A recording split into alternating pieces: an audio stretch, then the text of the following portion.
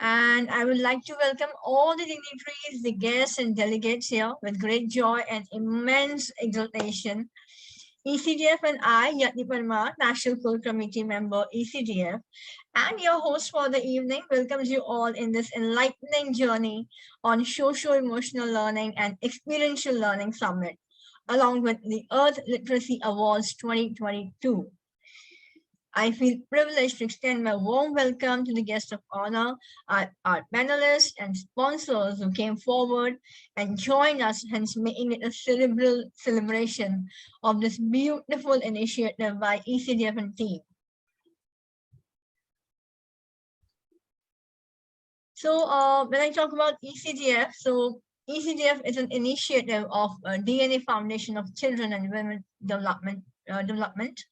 The mission of ECDF is to empower parents, educators, and other stakeholders who work with children in their early years through our seminars, workshops, conferences, training programs, webinars, etc. ECDF reaches out to the children from the economically and socially disadvantaged sections of the society through our charity projects. I would like to invite Dr. Vasavi Acharya to share some light on our current projects. Over to you, Dr. Vasavi. Thank you, Yati, and very good afternoon from India. And today we are here with this very important summit on this very essential topic. And I also welcome you all to the ECDF Earth Literacy Awards, where we'll be awarding all the educators who have put in their hard work and efforts in all these years. First of all, let me tell you a little about ECDF, what ECDF does, and allow me to share a small video.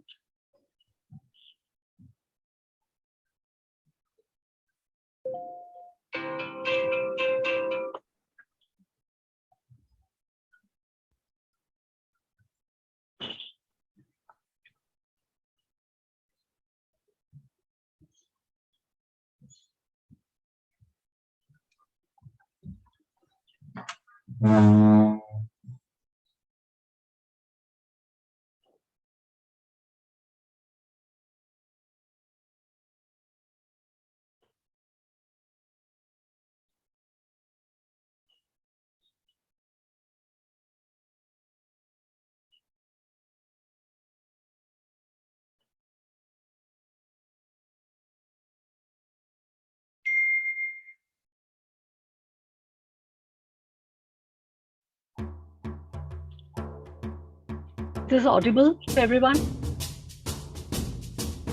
Yes, Doc. Audible.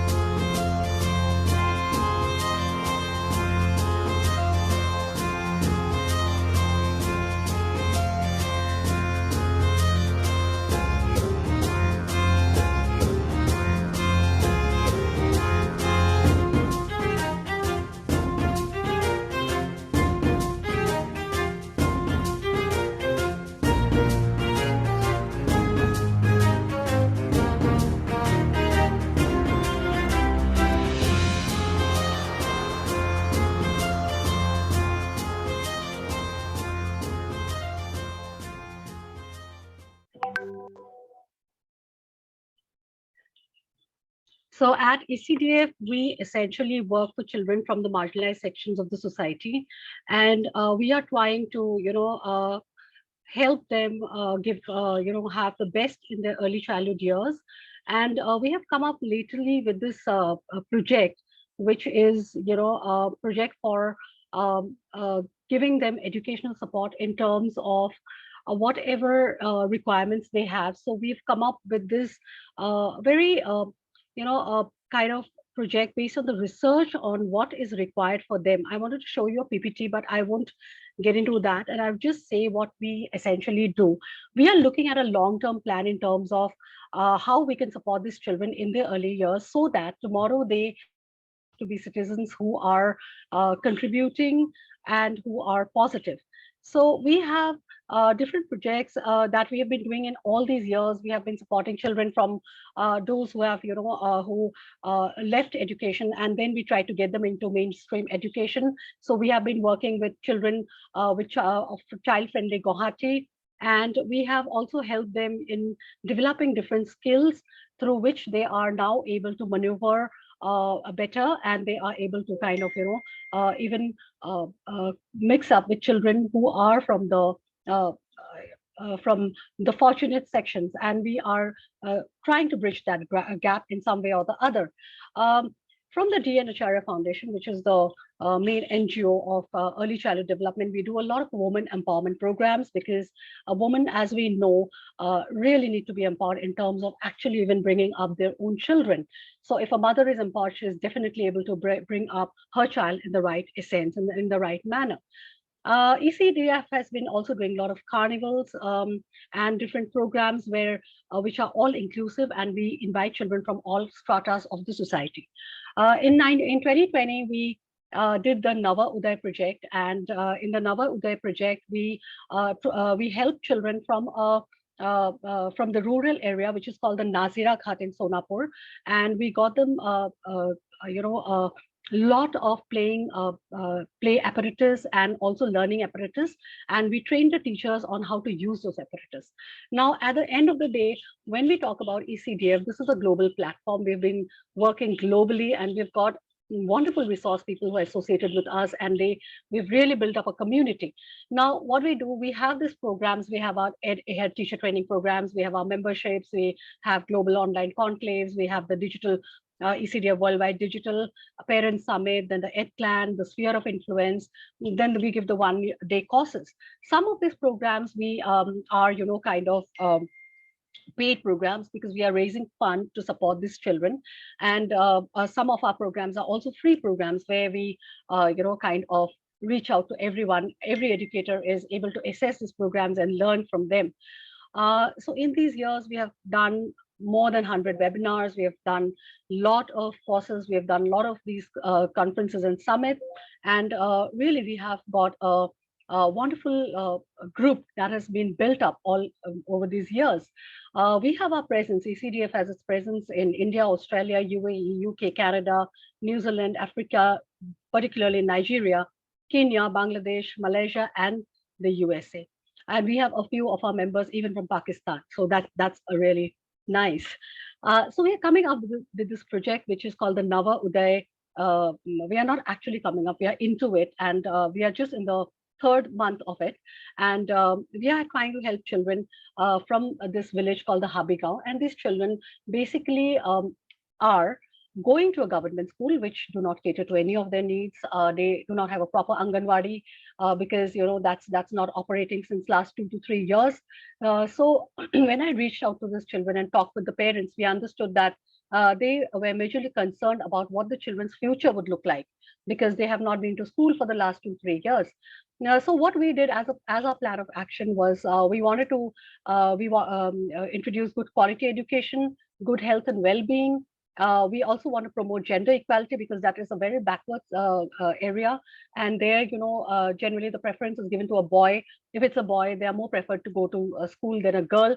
So we want to bring about gender equality and climate action. So we were looking at the Sustainable Development Goals 3, 4, 5, and 13. So in this village, when we talked to this to the parents and the children, we came to understand that there are about 50 children ranging from the age group 2 to 10 years. So we have decided to give them online and offline support two ways. Online support would include mobile and devices, online course contents, projectors, trainers. And offline support would include books and stationery, kit projects, tutorials, skill development activities, and even parent awareness programs. So this is a project which we have lined up for the next 3 years. And we have started since the last 3 months, and we have seen a lot of change in the children. And that is what the video that I played was all about. It was showing, how the children are getting involved, and they're very enthusiastic. Initially, they would come for the classes, or they would, sometimes bunk. But now every Sunday, every Saturday, they would come for the classes, and they're very regular. So what are the project goals? Basically, we are looking at facilitating in reduction of dropout rates, because, these children are dropping out from the schools and they do not intend to go back. Like if we'd ask them, they would say, no, ma'am, I would not want to go back to the school. Now, we are also looking at digital literacy, because that is a very important aspect in this digital world. Age-appropriate course content on devices, introduction of literacy and numeracy skills through playway method. We are looking at sensory development through a range of activities and apparatus. Introduction to creative skills like art, drama, music, dance, and body movement. They have no idea about craft. They have no idea about music. They would just say that I don't know how to sing a song, but they could dance. So, we are planning a module around how to develop their different skill areas. Develop socio-emotional skills and resilience, introduction to nature-based learning. Habi in Assamese, that is our local dialect, means jungle. So they live in Habigaon, which is a jungle area. So we are looking at, the forest fringe school kind of a setup, where they would learn more from the forest instead of building them a structure kind of a, setup. And personality development and personal awareness programs, holistic development of children, mindfulness practices, parent awareness programs. So this is what we are looking at, and this has been our whole aim with these children. And definitely we keep updating all our sponsors, all our members. We keep, giving, posting videos on what we have done. Our website is full of these videos. So I would really request everybody to support this. Anytime you register for an event, anytime you become a member, a registered member, just remember that this amount goes for the aid of the children, and this is a community service you are doing besides being a part of a very resourceful organization. So I invite you all to become members. I invite you all to join our courses and be a part of ECDF. Thank you so much for your patient hearing, and thank you so much. Over to you, Yati.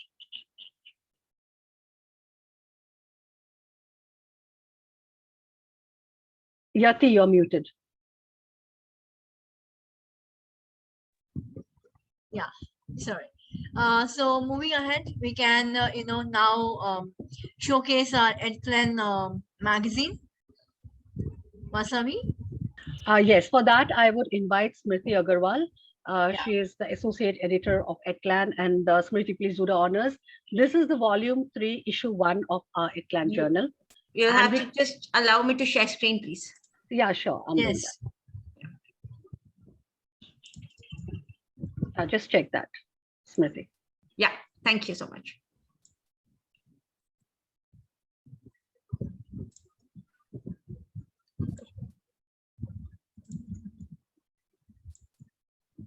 Is the screen visible? Yes. All right, so that's our Ecdf magazine for the March issue for 2022. And this is the cover page. And how SDG goals may be included in children from early years, which is the most important topic right now, because whatever we see all around us, we absolutely, I think we will be on agreement on the fact that the social emotional development that we are talking about today, and also the SDG goals that has to be introduced very early in life for the children to actually become enablers when they grow up.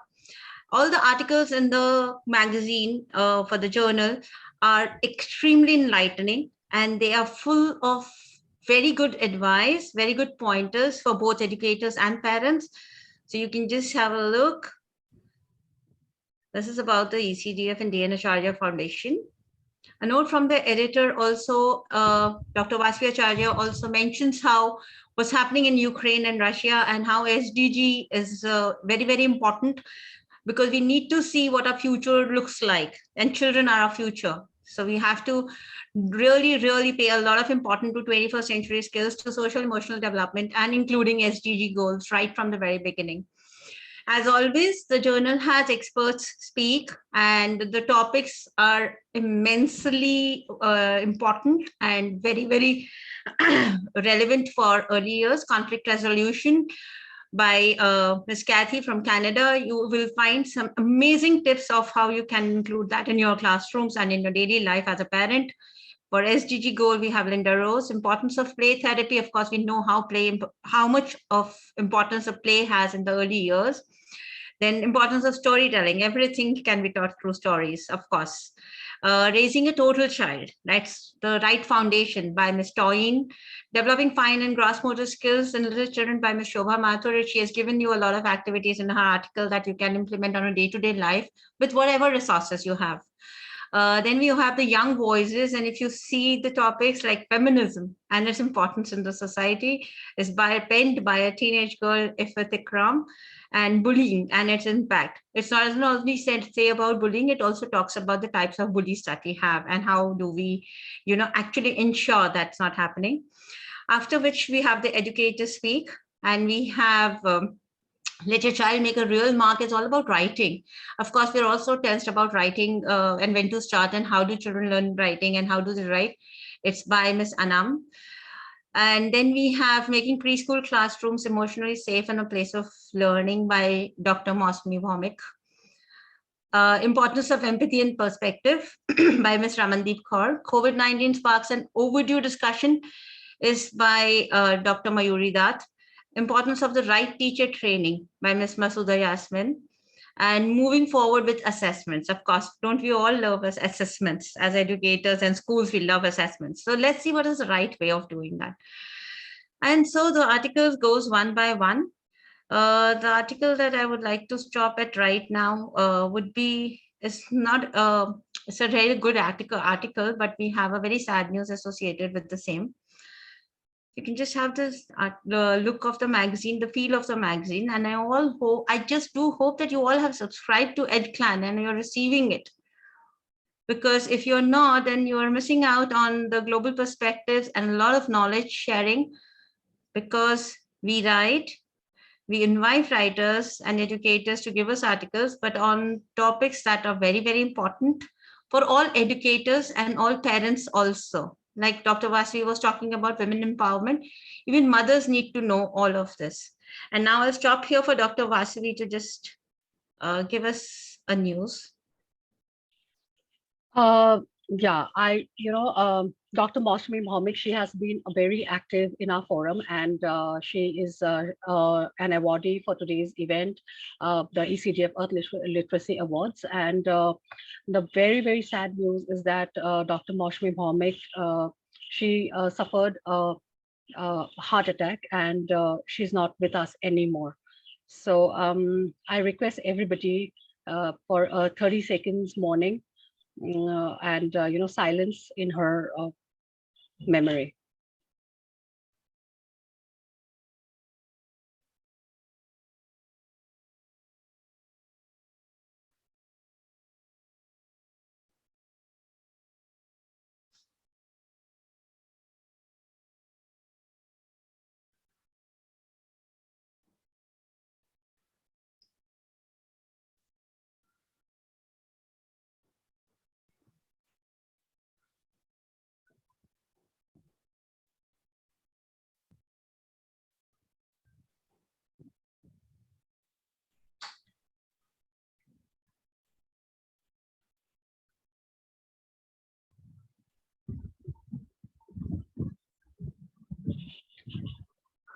This is really very unfortunate. So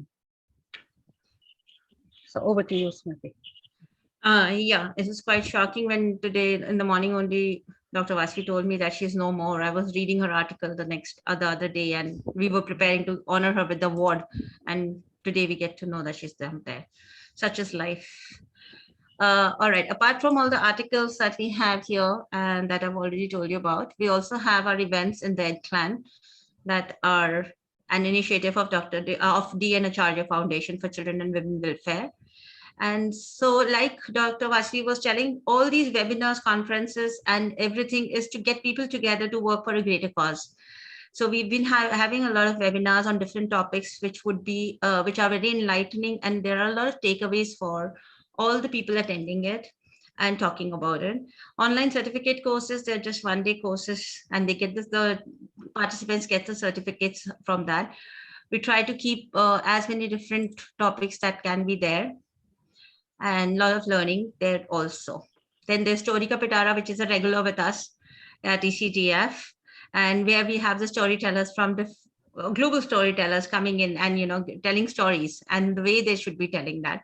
Which reminds me that we are also coming up with a offline workshop after pandemic for the first time in Mumbai on the 23rd of April, and we wish that all of you join us in case you are in Mumbai or near around Mumbai, and you can come to it's a place called Thane in Mumbai, where we are having an amazing storytelling workshop, where not only storytelling, the forms of storytelling is going to be conveyed by experts, but also creation of stories, and how can you write your own stories.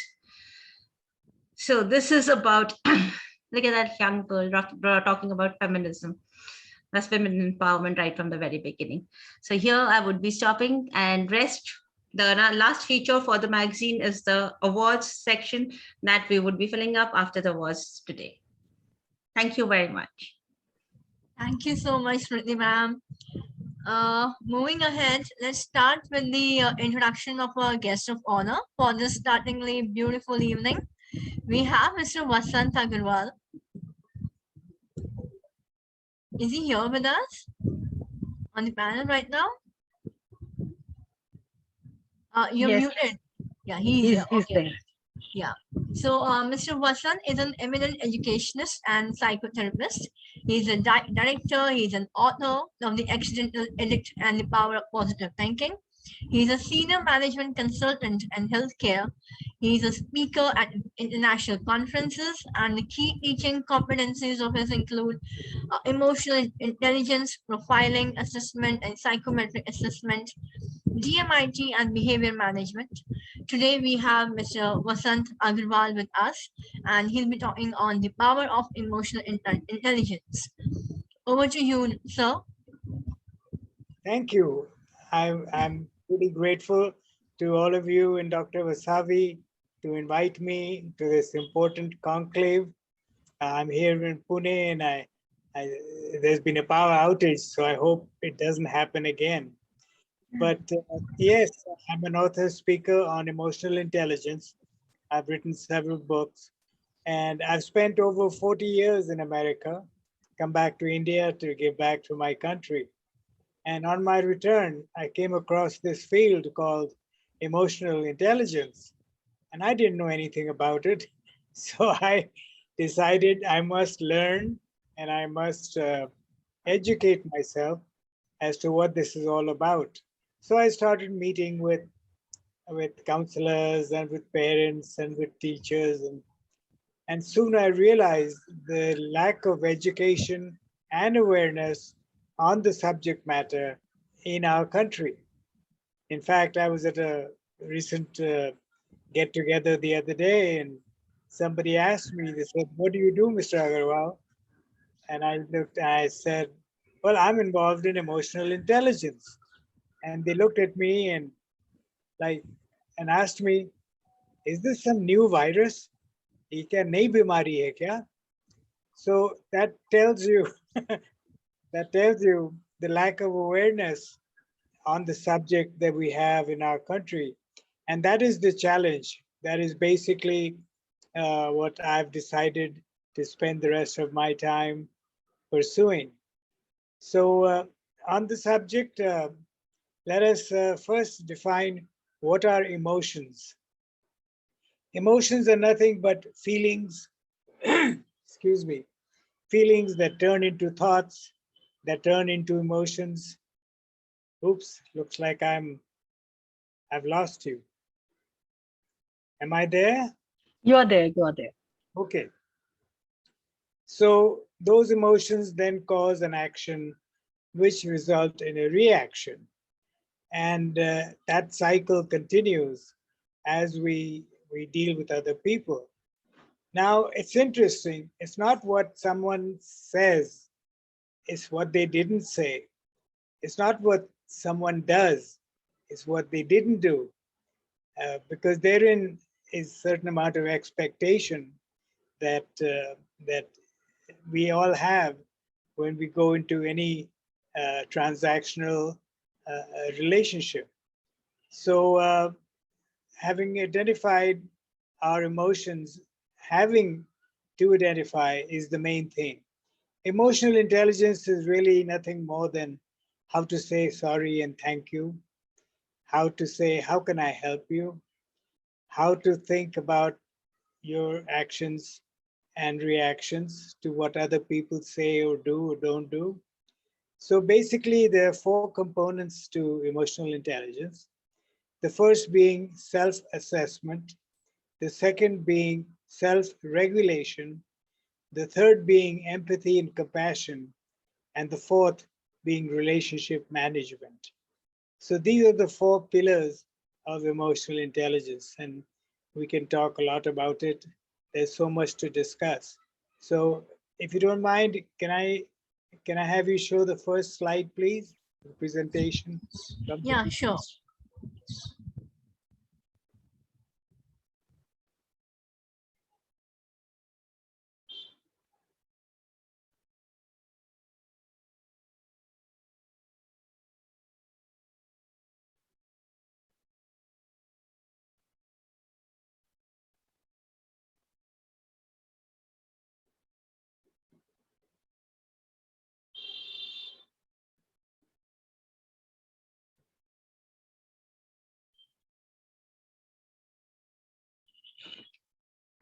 Mr. Vasant, are you able to share your slide? Yes. Do you have them ready to go? Yeah, so you'll be sharing from your end? No, no. I would ask you to bring on each slide, and then Okay, there's some slides which we don't have time to cover. So right. I'll ask you to just move on. Okay.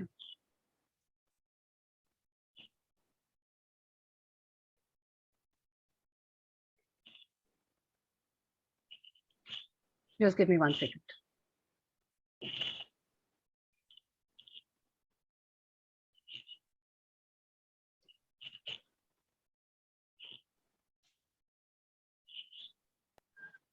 Yeah, is it visible? Yes. Right, Thank you. sure. So the next slide, please.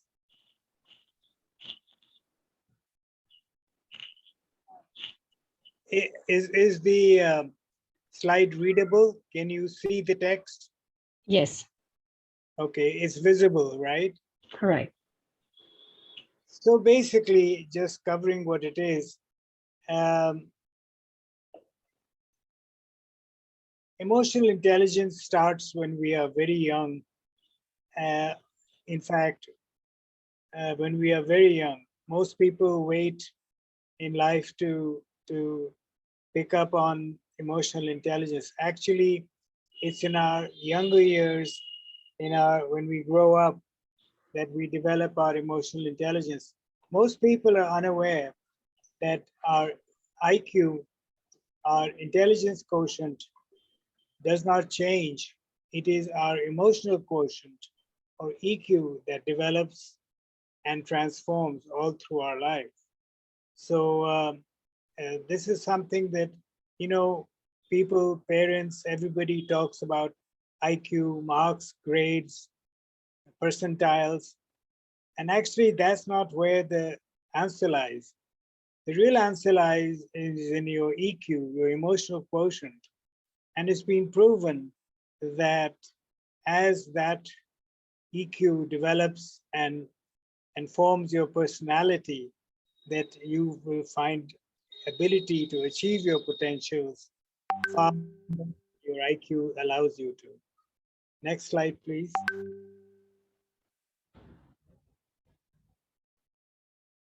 This is a little bit about me. As I said, I'm a graduate of UCLA, and I have a diploma from Cambridge University. I've been with Ernst & Young, the one of the world's largest consulting firms in Los Angeles for many years. And I've come back to India basically to find a way to give back to our people, to our country. And so far, I'm so glad. I'm enjoying. My books have just been released on Amazon Kindle, and we'll talk more about that at the very end. Next slide, please. So this is the core of emotional intelligence: self-awareness, self-management or self-regulation, sympathy, empathy, social awareness, and then finally, relationship management. Self-awareness is really knowing who you are, what you are, and if I could go on, no, that's okay. We can, this is a, yeah. Next slide, please. Next.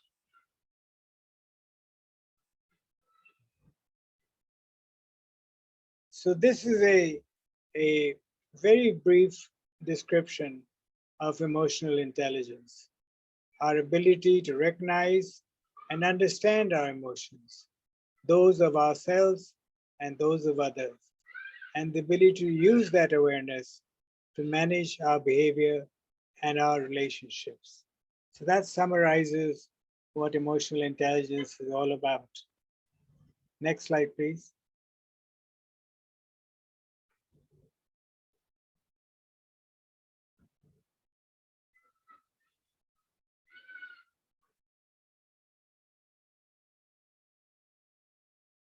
Could you get me the next slide, please?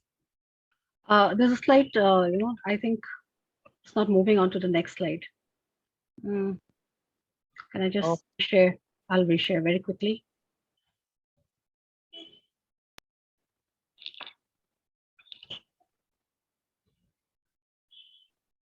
Next. Yeah. So this is what I was talking about. Self-awareness. It's who you are. Oh, could you go back to the last slide? I think we've done that. This is already done. So we will move on to the next. This was done. Oh, so no. we were here. Okay. Yeah. Next. Next slide. This is about the book. Next slide, please. I've written 3 books. My very first book many years ago was on addiction. I realized that addiction is the result of emotional imbalances, and either you're emotional and you become an addict, or you're an addict and you become depressed. So these are the 3 books. My latest book, the Parenting with Emotional Intelligence, is now available on Amazon Kindle. Parenting with Emotional Intelligence. Thank you. Next slide, please. There's a problem with the slide share. So I just cut it off. So can you just? Yeah. So basically, what I have observed is that there is a total lack of awareness, education by parents, by teachers, by counselors, by educators, even by psychotherapists. I have about 18,000 people connected to me on LinkedIn, and 8,000 are psychologists, psychiatrists, and mental health people. And funnily enough, in their curriculum, emotional intelligence is not a subject that is dealt with at all. And they're reaching out to me and other people involved in this field to learn about emotional intelligence, because that is the key skill that you need in order to do proper counseling.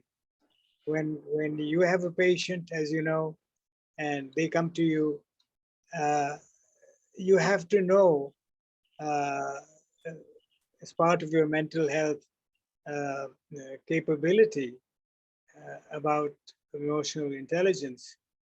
Currently, that is not being taught, but the new education policy announced by the government of India.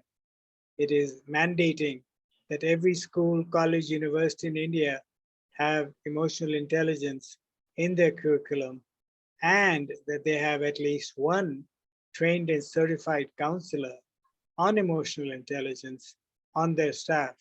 So this is a major step forward in bringing the knowledge, the understanding of emotional intelligence to our teachers, to our students, to our parents. So, and that is needed because let's say a child is unmanageable. Let's say they're not talking, they're not eating, they're not sleeping, they're hanging out with bad characters and having bad habits. The parent doesn't know what to do. So the only recourse that they have is to take the child to a psychiatrist. But that should not be the first step. That should be the last step, because what the psychiatrist will do is to guide you, but then at the end of the day, they give you prescription medication, which over a period of time makes the child addicted to the very prescription that is supposed to alleviate the problem. So I am not a big supporter of prescription medication as the first recourse. And so I would suggest that the parents learn about emotional intelligence and use those techniques to manage the child, to do behavior modification as may be necessary. So I think the time has come where we need to focus, even in HR, human resources. Currently, they're unaware of the value proposition. They're unaware of what emotional intelligence means when they go to hire somebody, when there's a new employee being evaluated. In the US and other countries, 30% points are given for emotional EQ evaluation, 30% for experience, 30% for qualifications, and 10% for personality. Here, unfortunately, in India, we have no way of measuring the EQ, emotional quotient of a person, be it a child, a student, an adolescent, a potential employee. So we conduct EQ tests, profiling and assessment tests. If you go to our website, www.discovermymind.com, and a lot of more information is available there. Anything else I can help with, Dr. Wasabi? Thank you so much. And you can leave your website, ID in the chat box, and then anybody who is interested may reach out to you. Thank you so much, Mr. Wasabi. I want to thank you. Basically, it's discovermymind.com. Right. Thank Sure. you. Thank you so much. Not at all. Thank you so much, Vasant sir, for enlightening us on this vital topic. Thank you, sir. Moving ahead, next we have one very interesting session on hands-on or chalk and duster. On panel, we have Dr. Catherine Murray, Australia. She is an education consultant, mentor, global presenter at Future Strong Education Australia. She is a member of Ecdf International Wing. We welcome you, Dr. Catherine Murray. Thank you. Next, we have, as a moderator, we have Sonal Ahuja. She is a territory head APMO chapter of ECA, Delhi, founder of House of Learning. We welcome you, Sonal ma'am. Thank you, but I'm not the moderator for the day, Yati. I think it's something else. Dr. Kathy is the moderator, yeah. Oh, okay. I'm so sorry. Yeah, that's okay. Moving ahead, we have Sneha Rathod, CEO, Sanford Group of Schools. Welcome, Sneha. Is Sneha here? She's here. Okay. Next, we have Priska Masih. She is a co-founder of RoboPlanet, STEAM Education Manager. We welcome you, Priska. Hi. Thank you so much. Yeah. So I hand it over to now Miss Catherine Murray. Thank you, Yati. Thank you. I'm very pleased to be the moderator of this session because it's such an interesting session, and to have such skilled and professional colleagues with me to talk about this very important area is quite an honour. We talk about social and emotional learning and experiential learning quite often when we're teaching, but I'm wondering whether we really know what that means. And in my experience, as I work with teachers across the world, sometimes they're not quite sure what those terms mean or how to work with children in a way that develops their social and emotional learning and the types of things that we could do in classrooms. So I've got a few questions for our very skilled team to discuss. And Sanel, I'd like to go first with you. And I'm going to ask you, what is your definition of hands-on learning? And then how did you come to this understanding? Okay, thanks for this question, and thanks to ECDF for inviting me to this platform. It's a wonderful question. You know, I was just thinking, hands-off learning to me is more about going through the journey of, you know, kind of encountering every single step of what is expected to be learned. And how do I express this is I can just share quickly my childhood experience with you that truly, made me arrive at understanding of what genuinely is hands-on learning. So I had this, propensity for returning from my school and revisit to all what was taught in a specific day and precisely do what my educators used to do or exhibit in the classroom. This was my very regular routine. And I used to model them, completely model my educators. So while I used to explore at home, I generally posed an inquiry to myself subconsciously that for what reason is that I am able to do everything with extraordinary clarity when I'm back home and not in the classroom. That was one question always in my head. And a couple of years after, when I grew up, I understood that it was about me utilizing my kinesthetics, my capability or my preferred way to feel and touch and do the things with my hands that truly assisted me finishing the whole circle of learning. Simple, however, but it was quite an insightful journey for me to know what is my own learning style. And then, I also realized later that this was not an exceptionally a generalized thing. So I thought I always had my peers in my classroom, and they were quite comfortable by, taking the lectures and learning, coming back fulfilled. But I was the only one who always wanted to have something in my hands. And that was truly me. Yet others, I mean, my other peers were very unique. Their favorite approaches were, say, learning auditorily or maybe sometimes using visuals too.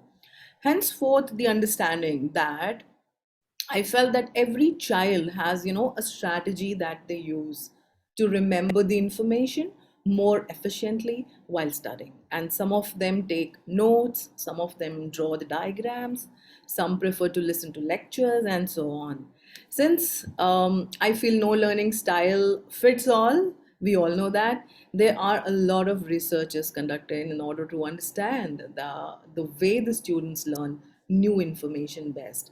And hands-off learning to me was one of those. So this is my, very, very true understanding of what hands-off learning is all about. Yeah.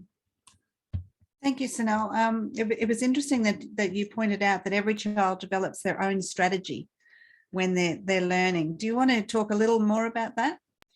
It's more about, I've always believed that the information is collected differently. So we all are having senses, say somebody listens, somebody sees, and somebody is like comfortable doing things with the hands. So this is how the information is coming to the brain. But then there are children who are like much more comfortable in say only the listening things, and they really don't want to see the stuff, a lot of colors around them, or probably they really don't want a lot of stuff around them to explore, but they're very good at just listening and adapting. Their subconscious is quite active, and that's what it is. even if the classes are happening, you would see the children who roam around in the classes and who don't sit at one place. And when they go back home, they recite everything coming their way. Whatever their educators told, it's all recorded in their minds because that's how they are intelligent. So what I'm trying to say is that it's about the intelligence, and it's about the ratio, what any human in that case or a child uses. Some are very good in seeing the pictures and doing stuff. Some are good at only listening and maybe meeting a lot of people, hugging, feeling. So it all depends upon the combination of, different kind of categories the children are. And I also sometimes bifurcate them as the categories of lookers, listeners, and movers. And then you kind of get to know, okay, these are their learning styles, and this is how different children learn differently. And I always say that, okay, there is no curriculum that we follow in our early learning centers, but what I say is we follow the child. So it's primarily about the child to be followed, and whatever their learning styles are to be identified, and then carry on their learning journey. Yeah, And I think that's a really good point, that we follow the children. absolutely. It's not so much about what we want and what we think, it's we're following the children. And I'd just like to ask Priska now, if you'd like to add on to that a little bit. And really, I'd love to know what you see as the ideal approach to learning is with our young children in our classroom, Priska. Yeah, thank you for the question, Catherine. So for me, hands-on learning, if I say, is learning by doing. So the process of learning that takes place through action. Here, brain is stimulated in multiple areas through practical learning experiences. And through hands-on activities, children are encouraged to learn through exploration. It also develops thinking skills. So as Sonal has already described about senses, so senses are engaged through physical participation in learning. And through 7 senses, children develop understanding of their world and engage with different learning styles. And it also promotes fine motor skills and also learn the world through play. So this is the most important thing. And as you asked me about the ideal approach for learning, for me, there are 3 learning styles.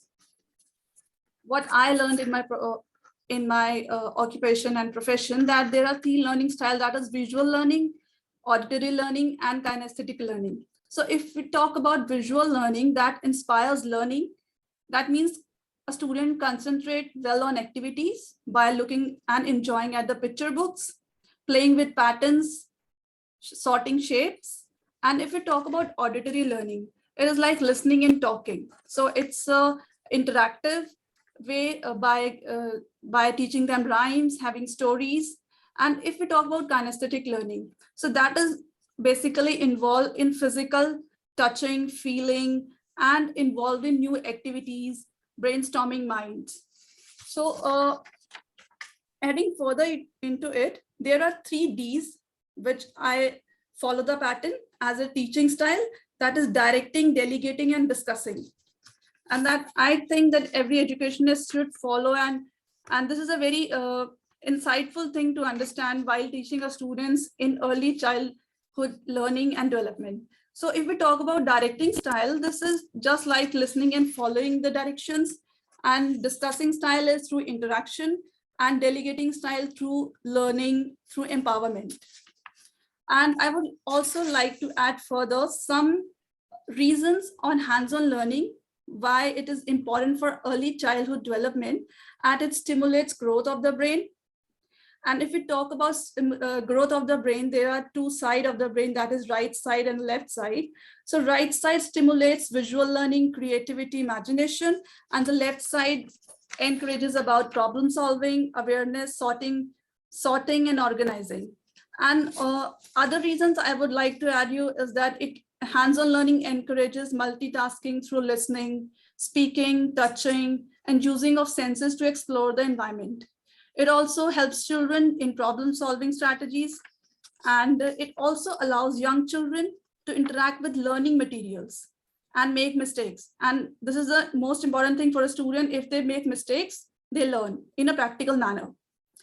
And hands-on learning is more realistic and less abstract for young learners. it also develops critical thinking skills. And as I already mentioned, that it improves fine motor skills. And as I was thinking about your question and what's the ideal approach. So in the end, I concluded to approach of learning is like thinking skills, communication skills, social skills, self-management skills, and research skills. And to conclude the whole what I spoke about, so I would like to say that education is not the learning of facts, but training of a mind. If the hands are busy, so the brain is active. Happy, busy hands, happy brain. I hope I answer your question. Yeah, and I think that's a really nice last comment that you made with busy hands and happy brain. And I think that you highlighted too the link to the senses and how that links to brain development. And Sunil indicated the same sort of thing, talking about the learning styles and using the senses and giving children a range of experiences so that they can try these different things and develop the soft skills that we were talking about just a moment ago with the emotional intelligence side of it and that social and emotional learning. So that direct, delegate and discussing is a nice way to remember that, I think, Priska. So just to add to that a little more, I've got Sneha who's going to talk to that I'd really like to know what you think about whether there's a place for the structured learning as well as some hands-on learning. Is there a place in the classroom when we're teaching young children for both approaches, or is one better than the other? So first of all, hi everybody. I hope you're all doing well.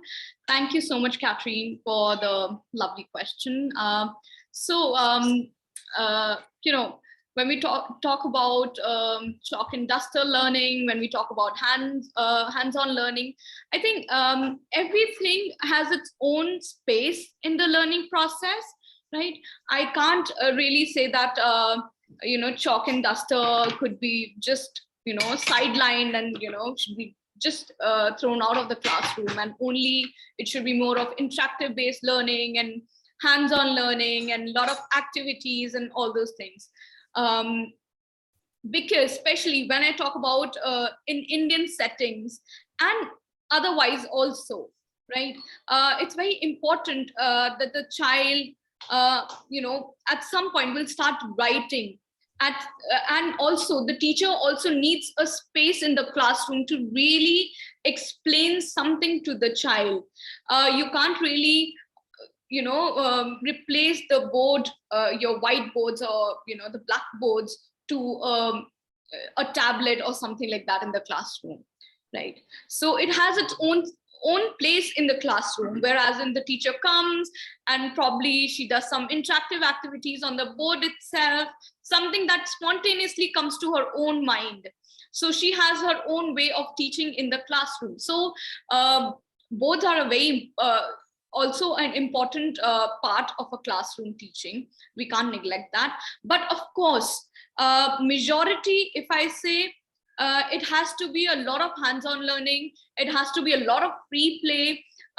You know, I give a lot of emphasis on the free play part, because I've done a lot of activities around it with the children. I've done a lot of research on it. So I am somebody who wants that the teacher should be working with the child without instructing them. So the things are given to them. You're not really instructing the children what to do with the things, but the child is actually making something out of it and actually learning through it. So that's the kind of learning that we really should be emphasizing in the classroom and during their playtime as well. So and when we did such things in the classroom also, we could see some amazing feedbacks coming in from the children themselves, these little ones. So when we're doing some concept, we create a area around it, like we're doing fruits and vegetables or whatever, and we create an atmosphere related to it. And then the children are left to do whatever with that atmosphere. And when you know, gather them all together and you ask them, what did you do? What was it like? So the kind of things that they share, what did they assume of a particular thing, or what did they notice in a particular thing, is the real learning because nobody has really taught them about that thing. That's what their brain themselves have thought about it.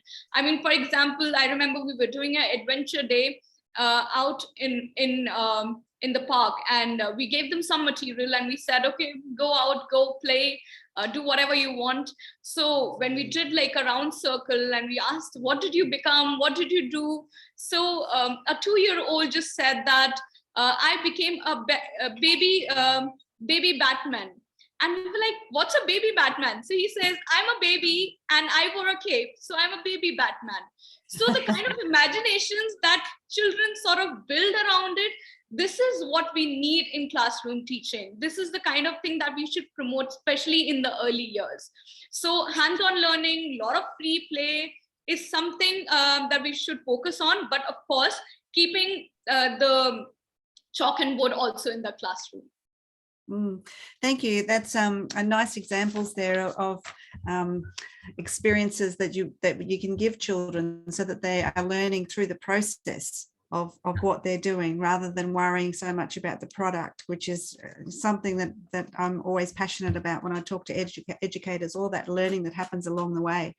I think it's really interesting too that you talked about the structured sort of learning and the board sort of things, and the chalk and the duster and you know, the whiteboards, but it's also that explicit teaching sometimes that I think we have to balance a little. So, you know, before children can go and do some cutting, we have to do some explicit teaching as to how to hold the scissors so that it's safe. So there's a balance there, I think, between explicit teaching and the learning experiences, the hands-on learning experiences. So I think Sonal and Priska and Sneha, you've really highlighted that really well in this session, and I thank you very much for your comments. Yati, back to you.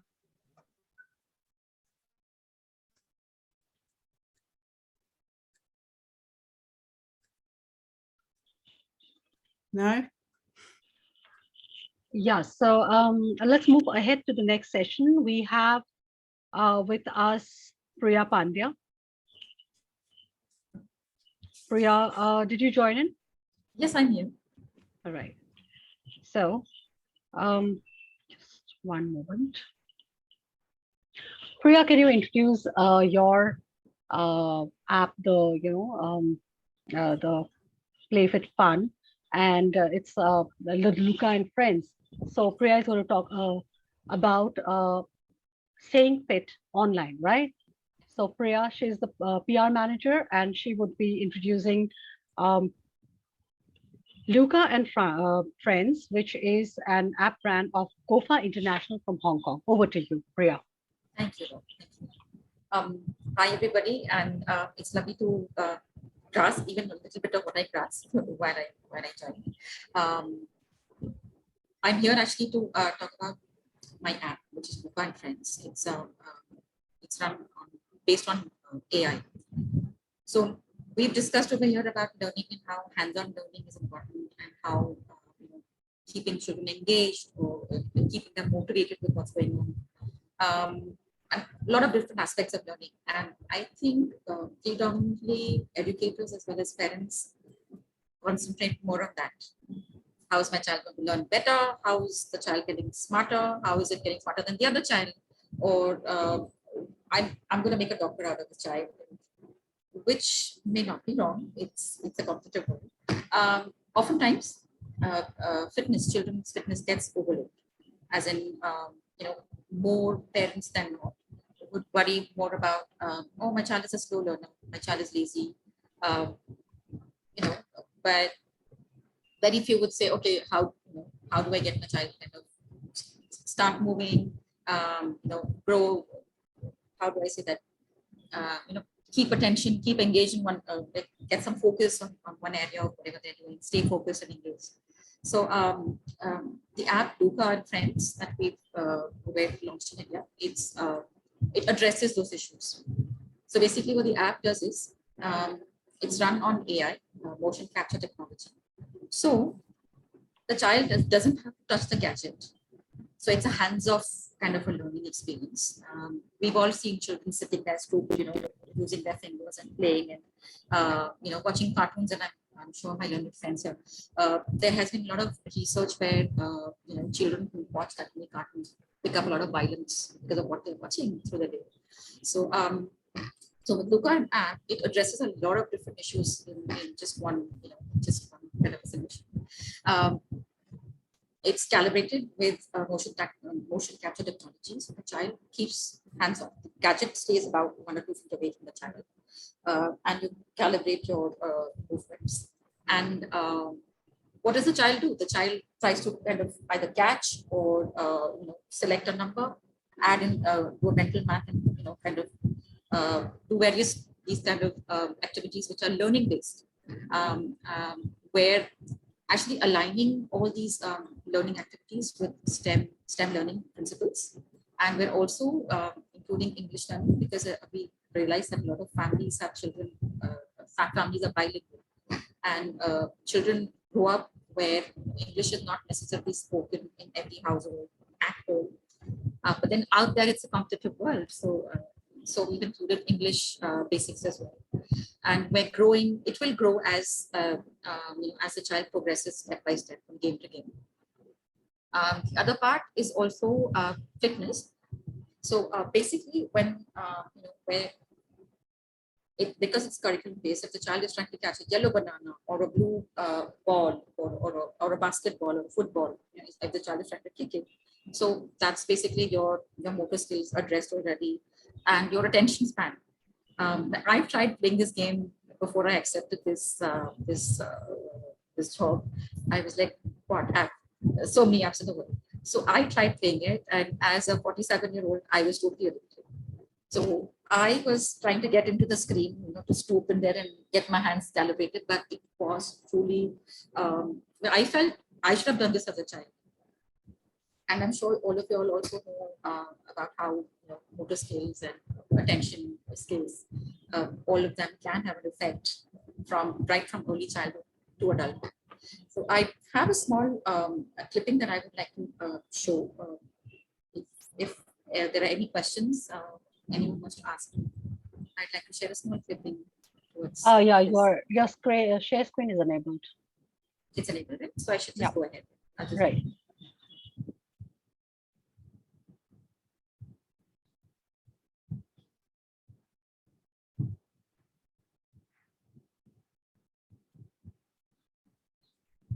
Should I go on with it? Sure.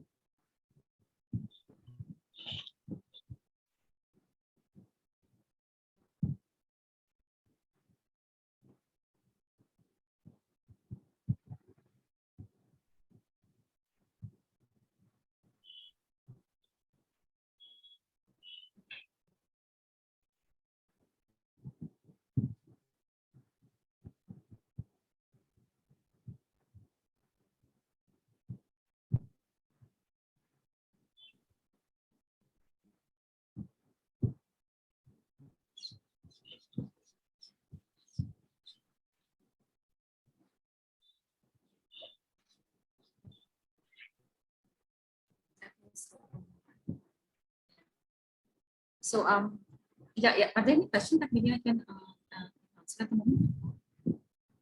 I've actually requested to be on this platform because we're apart from them, reaching out to parents for their children, we're also looking at reaching out to schools where it can be incorporated in either a PE class or a early learning class, whichever way, English or math or science in STEM based. So that's why I'm happy to be here on this platform and share this with all of you.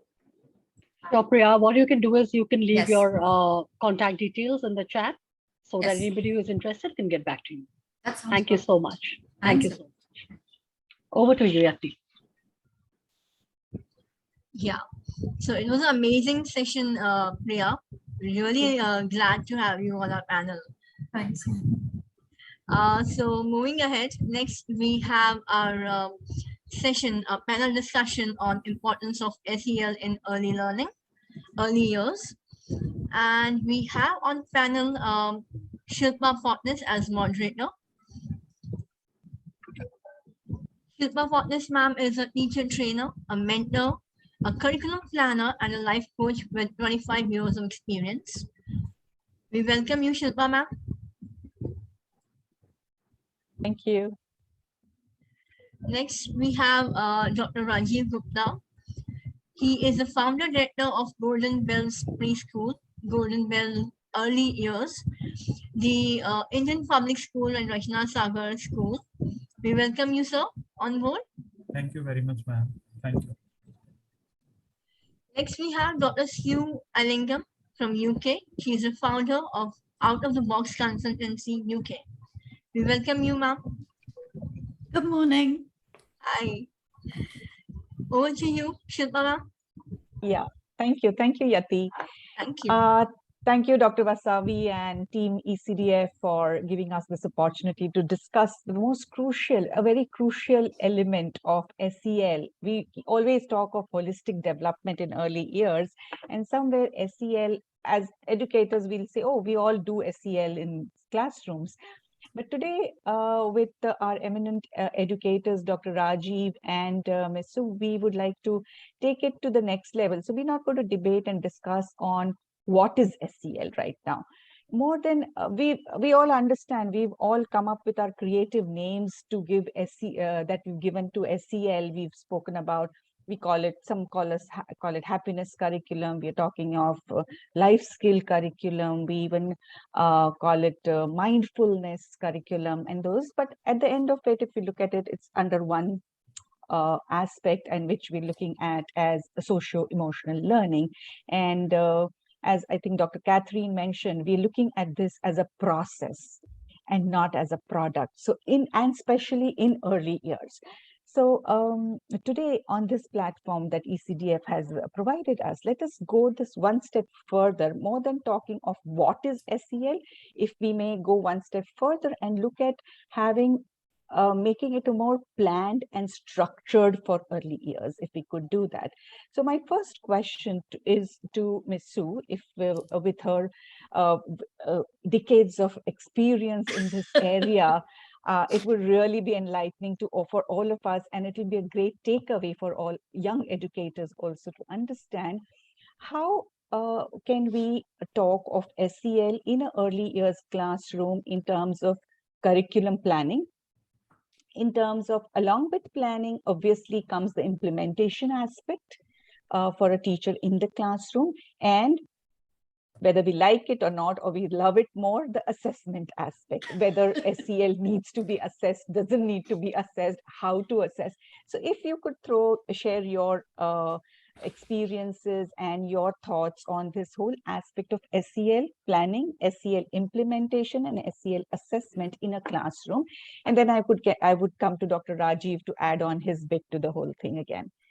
So yes, Mr. Thank you. Thank you very much, Shilpa.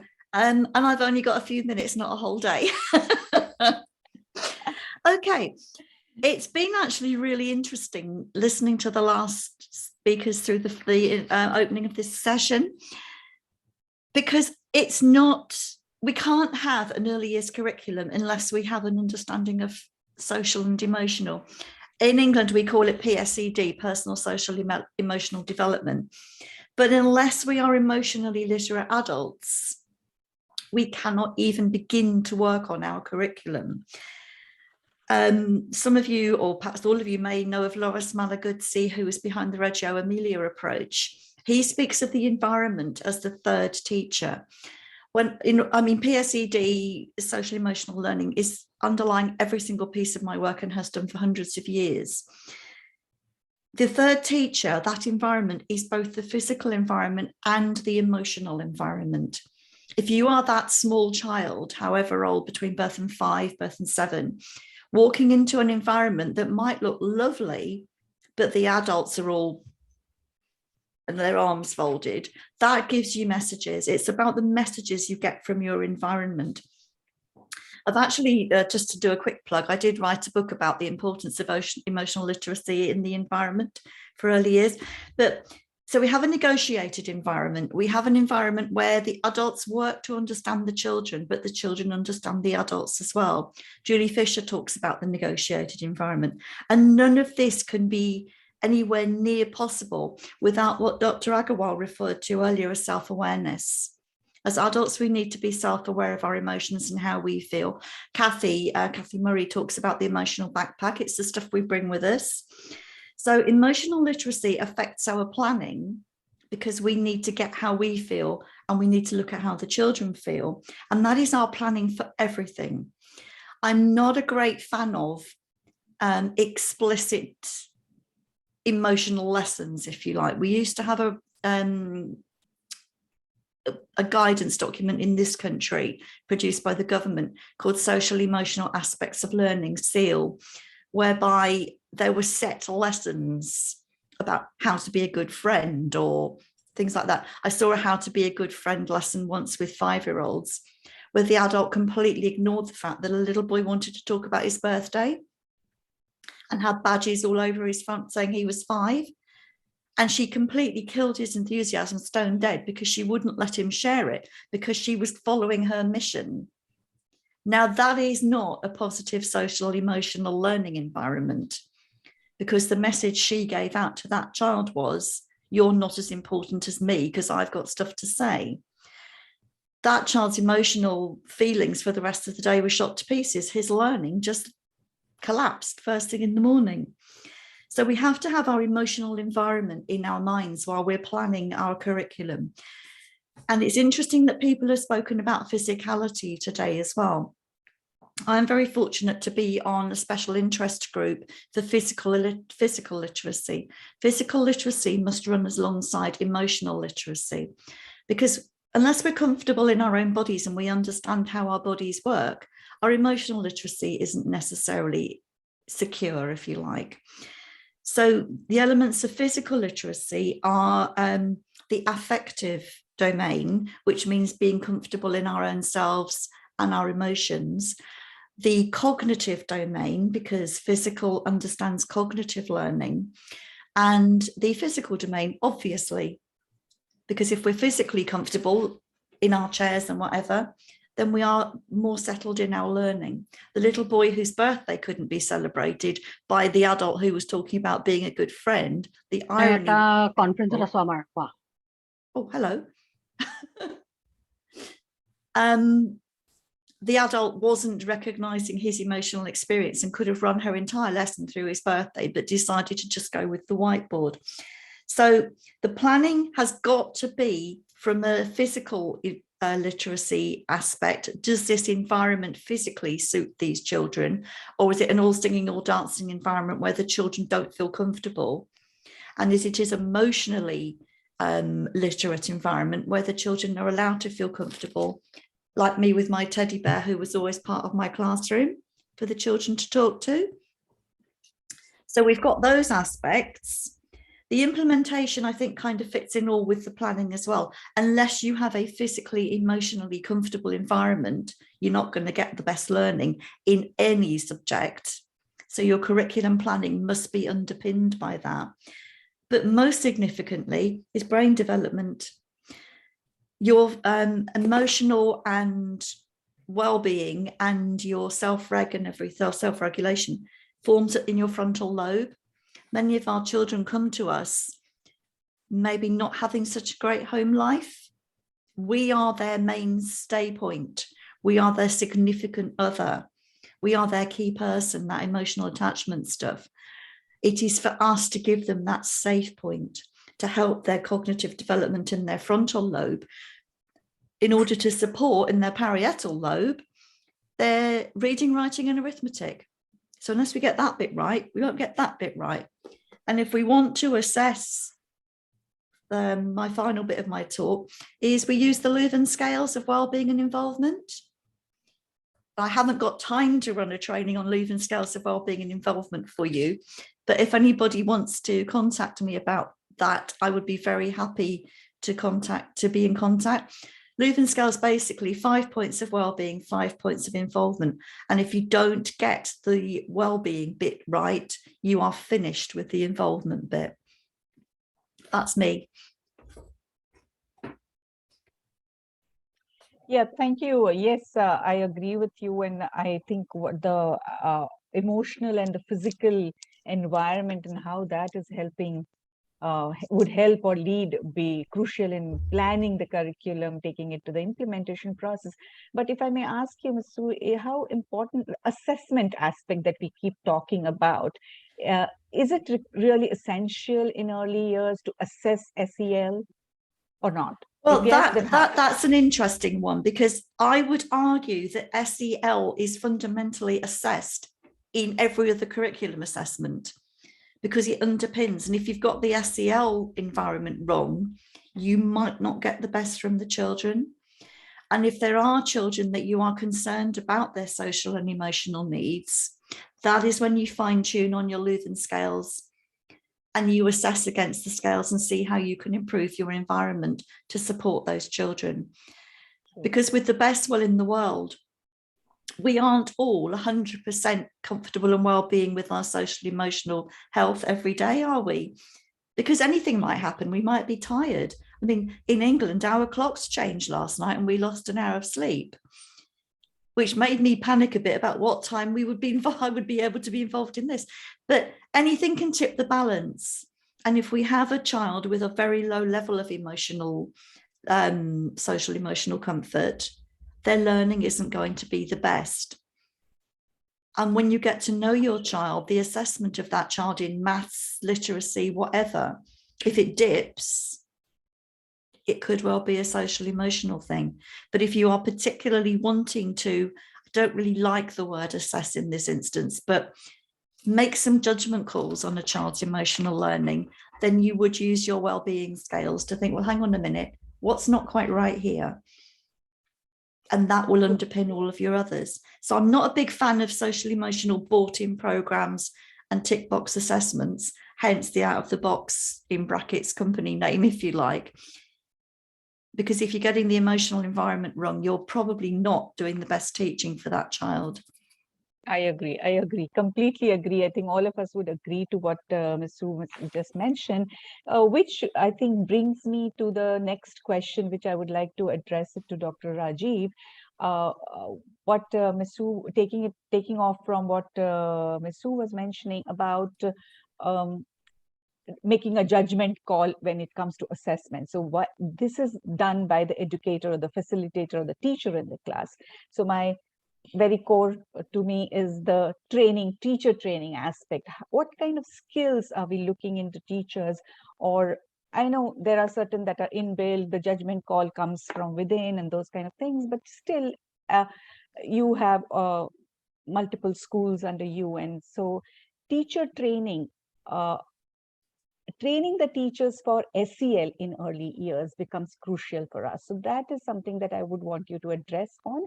And secondly, the other adult in the young child's life, which is the parent. So how can we involve the parent to ensure SEL in the classroom is also successful?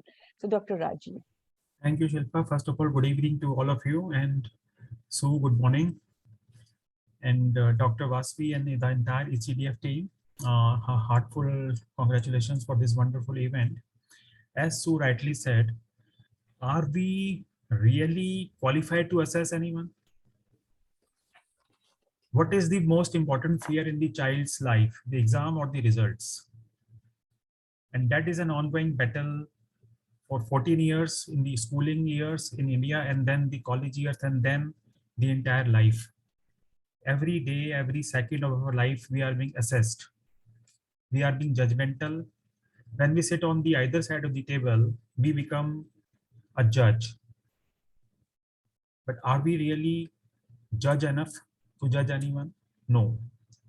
As a preschool educator since last 2 decades, the only thing which I have noticed is learning and teaching. There is a huge gap across, I would admit, in India at least. Yes. A huge gap between the learning and the teaching thing. And that is why unfortunately, India is the largest, is the country where the maximum number of suicides take place during the teenage years. And India is the most depressed country in the world.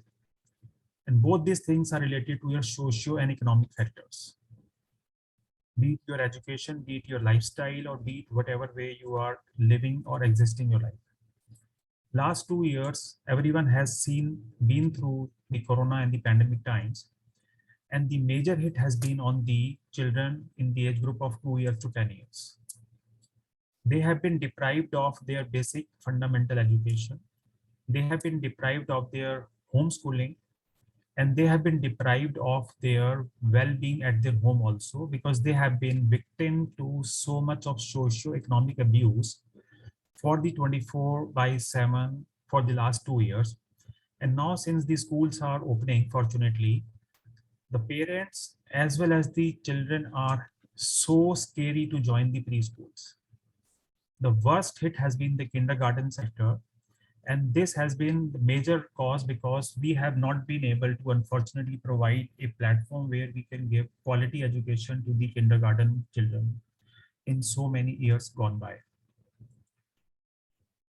We have been blessed to have India's first multiple intelligence-based school. So rather than classifying the curriculum into, as my last speaker said, happiness curriculum or whatever curriculum, life skills curriculum, I would rather reframe it as a multiple intelligence curriculum, wherein we are able to at least analyze or find out the talents which a child possesses, be it a teacher or be it a student. So for me, first of all, when you hire a teacher or when you think of becoming a teacher, we do not have a foolproof system of making a teacher worth taking classes in the school. Most of the teachers, I'm sorry to say, but most of the teachers are going to schools when they do their basic degrees through correspondence or through open schooling. And that is the major impact which is having on the schools when we are not able to produce toppers and winners. And the thing is, unless and until we have a national testing agency for a national test for qualification of teachers, we will not be able to provide good quality education, or at least education at all, to the children of the whatever age group we are talking about. Reframing things and assessing the things on what we already learn or what we already know is of no use until the child is going to the school for learning or understanding what the child does not know. What is available in the books or on the internet is already known to the entire world. The main purpose of the teaching of the school education system should be to let the child explore, experience, question, ask, and wonder what is happening in the room or outside the classroom. The best teacher is the environment, and the next best teacher is your home. Today's world needs good parenting. We need to counsel the parents so that the parents are becoming more responsible and more educated, because ultimately the children spend more time in their home than in the school. So the society as a whole, the emotional quotient as the whole, and as a multiple intelligence propounder since last 1 decade, what I have understood is the school and the parents, the school means the entire teaching fraternity, and from the peon to the principal and the parents, they have to be in sync. And the sole purpose should be the child. The child should be the center of attraction. Unfortunately, the child is never the center of attraction. Schools are focusing on number of admissions.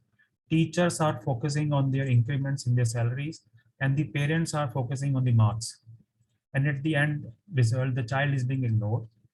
So what I suggest is, my humble request would be, first of all, we should have a dedicated national testing agency for having good educated teachers. The remuneration paid to the teachers in India is the least. They should be paid handsomely so that girls are willing to become teachers. Right now, becoming teacher is a second choice. So first of all, they should be given so much of their financial support and the respect in the society that they are willing to become teachers. And then once they are good teachers through a national testing agency, then only they can provide justice to the classroom environment, be it whatever way. We have all types of schools in our neighborhood. The best teacher is the one who is able to make the child understand what the child wants to understand in the way the child wants to understand. And that is what is all about multiple intelligence, because we as India are focused on finishing the curriculum rather than teaching. So the main focus is always on giving rather than not understanding has the child absorbed it or not. So assessment, I think, is an ongoing process. We have seen EC pattern also, or whatever. The thing is, we are not qualified to assess. Unless and until we have quality teachers, we should not focus on assessment. Our main focus should be on providing education to the child in the way the child feels comfortable, be at the school or be at the home. So this is what I would like to comment on. True. Very well said, Dr. Rajiv. Thank you so much for those inputs. And I think the takeaway is what we are discussing in the earlier panel discussion. Also, this came up about rather than following various curriculums, we follow the child. Yes. And let the child be the center of everything, and take the curriculum from there. As Dr. Su also mentioned about the physical and the emotional environment will lead us in helping plan the curriculum, which takes us to the implementation aspect. Yes, sad situation, the teacher aspect, the teacher training aspect in India is, however, as educators, we are all doing our bit, and we are looking at ECDF taking this to the next level and training teachers on SEL specific aspects for early years, so that forget the assessment part, at least the planning and the implementation aspect can be taken up in a more aggressive fashion and taken it to the to that level. I would like to add one point, ma'am, yes, if sir. I'm Yes, wrong. sir. Yes, sir. We as Indians have been brought up like exams are something we need to fight. We need to fear.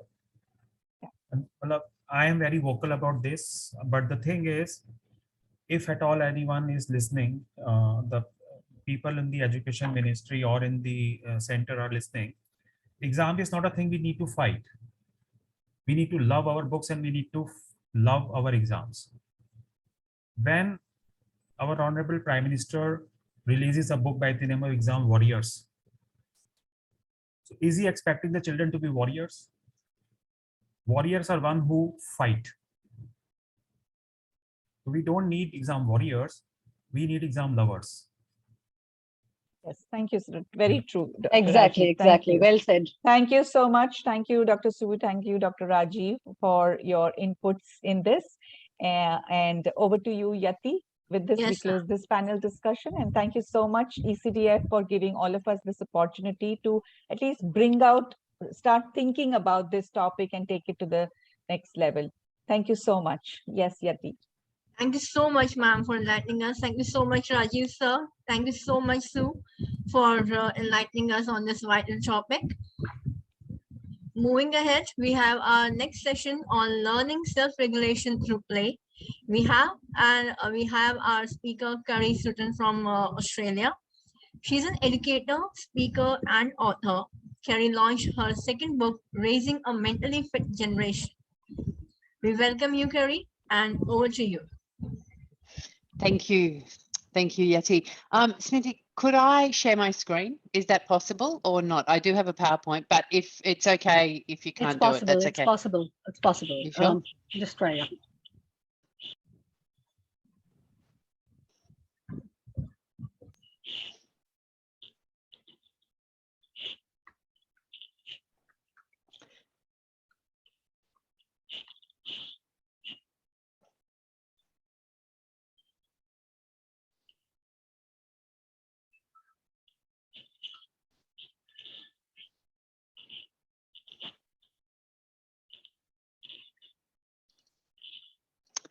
Can you see that now? Yes. Excellent. Okay, so thank you so much, Dr. Vasavi, for having me here. This is one of my favourite topics because as all of the eminent speakers who have gone before me have said, and have discussed, children learn by doing. And I guess that's one of the things that I'm really passionate about. And listening to Dr. Gupta and Dr. Allingham and the other panelists, I don't think we can teach self-regulation unless children are actually experiencing it. So that's why I chose the topic of learning self-regulation through play. Self-regulation is actually the ability to control our thoughts, our feelings, and our behaviors in ways that help us function day to day and achieve our goals. So if we're looking at helping children understand that, we actually have to help them understand that there's thoughts, there's feelings, and then they lead to behaviors which can actually either help them get what they want, or it can also cause them trouble in their relationships.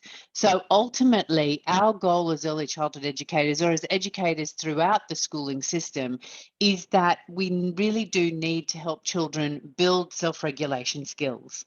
And ultimately, it starts in early childhood, absolutely, but it then progresses. So we build on these foundations that we lay in early childhood and then move throughout the years. But definitely in early childhood, why that's such a critical time for me is that this is where, that's like building a building, that's where you lay the strong foundations first. So we really need to get, and we talk about in brain and neuroscience, neurons that fire together wire together. So what we want is that a child has good self-regulation skills, but that's built on what's going on neurologically for them as well. So ultimately, we're laying the foundations for what's going to build on the rest of their lives. And that's why positive social emotional development is so critically important. And listening to the speakers this afternoon has been absolutely wonderful to hear, listening about emotional intelligence and then social emotional learning as well. But ultimately, what we want to look at is saying, how can we do this? We understand why it's important, but then what does it lead to? Ultimately, if we were looking at the research and what the research has shown throughout, so whether it be at Harvard, Yale, around the world, they've focused on what's going on and why in early childhood it's particularly important to have these skills. It's because there's actually the precursor in early childhood leads to better social skills across the lifetime, better transition to school and making of friends, better academic outcomes ultimately, more positive mental health and less likelihood to develop a mental illness, less risk-taking in adolescence. So that would be less risk-taking in drugs, less risk-taking behaviours of driving cars, possibly in certain ways, or those sorts of things. And ultimately, as an adult, if they have better self-regulation in early childhood, the longitudinal studies have shown that there's higher wages, better long-term health, physical health and mental health, and better employment prospects. So ultimately, we actually have a really important job in early childhood to make sure the children we're caring for and that we're educating have these skills, because ultimately we are providing them with almost like the springboard into their future lives, and we've got to make it positive. So how do we do it? I guess that's, for me, I'm looking at it and saying, I'll give you this information, but then how do we actually do that? One of the things, and I was really, when Sue spoke, that resonated with me a huge amount. I actually don't believe in off the store or bought programs. Now, I've worked in many education settings. I've been a teacher, as you can see, a bit of grey hair, been a teacher for the past 20 years or more, and I've seen a lot of programs that are used. But again, with Dr. Gupta, as he was saying, frequently, and as Sue mentioned, they teach to the program because that's what they know. And that's not how children develop self-regulation skills. Children actually develop self-regulation skills by having an adult talking them through it, by playing in hands-on situations. They actually, where they have to take turns, where they have to learn to wait, where they need to learn to negotiate. And play gives them all of these opportunities, and they have to problem solve. They have to use their language. So self-regulation is about understanding that we have thoughts and feelings, and we might be really angry about somebody knocking down our sandcastle. And our thought is, I'm going to whack them, or somebody's taken our shovel, and their feeling is this, and then their thought is that, and it leads to a behavior. But what we as educators need to help them learn is that it's okay to be angry if somebody takes your shovel or knocks over your castle, but it's actually not okay to then go and punch them or kick their sand in their face or hurt them because they took your shovel. So it's actually learning and going, okay, this is what I'm feeling, this is what I'm thinking, and this is causing me to behave in this way. But that's not a socially appropriate or socially acceptable way to behave. And coming down with problem solving, particularly in play, it's hands-on problem solving. It's on-the-go problem solving. You'll see, we've all seen it as early childhood educators, where these kids are negotiating and turn-taking and waiting and going, and you can see them thinking and processing and going, oh, okay, well, yeah, we could do it that way. Or because sometimes you might come up against a child that always wants it done their way. And I guess one of the things that I learned very early in my teaching career was life is actually a team sport. We all have to learn to get along. And when children can't do that, and when they're only about themselves, and young children are very egocentric. That's why in early childhood we are learning to they're learning these self-regulation skills. They are incredibly egocentric, but some children don't grow out of that. And that's when they have significant friendship issues and social issues, which can extend on into later life. So ultimately, through play, we have opportunities for children to learn how they can handle strong emotions and reactions, and find ways that they can express their emotions in more effective and less disruptive ways. So whether they have a meltdown, because sometimes, as you can see by the little girl on the screen, we might do that, and that's developmentally appropriate in early childhood. But what we need to help them learn to do is say, instead of doing that, how could you tell me what's wrong? And some of the ways I do this when I'm working with young people, I often say, look, I can see you're really angry. I can see on your face, I can hear what you're saying, or I can see that this person might have done that. But being angry and screaming and scratching sometimes or hurting people, that's not okay. I always have unconditional positive regard for the child. I say, I care about you and I understand you're angry and I can help you solve that. But hitting your friend is not okay. So I actually separate the child and their person. So I say, it's okay to feel this way, but it is not okay to do that. So we need to separate the child and the emotion from the behavior, because otherwise the child may feel judged and that will not help them develop self-regulation at all. So some of the ways we talk about it is breathing through the emotions. If you, I use a triangle breathing method, or it can be a square as well. Children like making shapes with their hands. The triangle method for me, if they're breathing through emotions, and again, this comes down to emotion coaching. So if you want to know more about that, Daniel Goleman's work, there's a whole lot of stuff.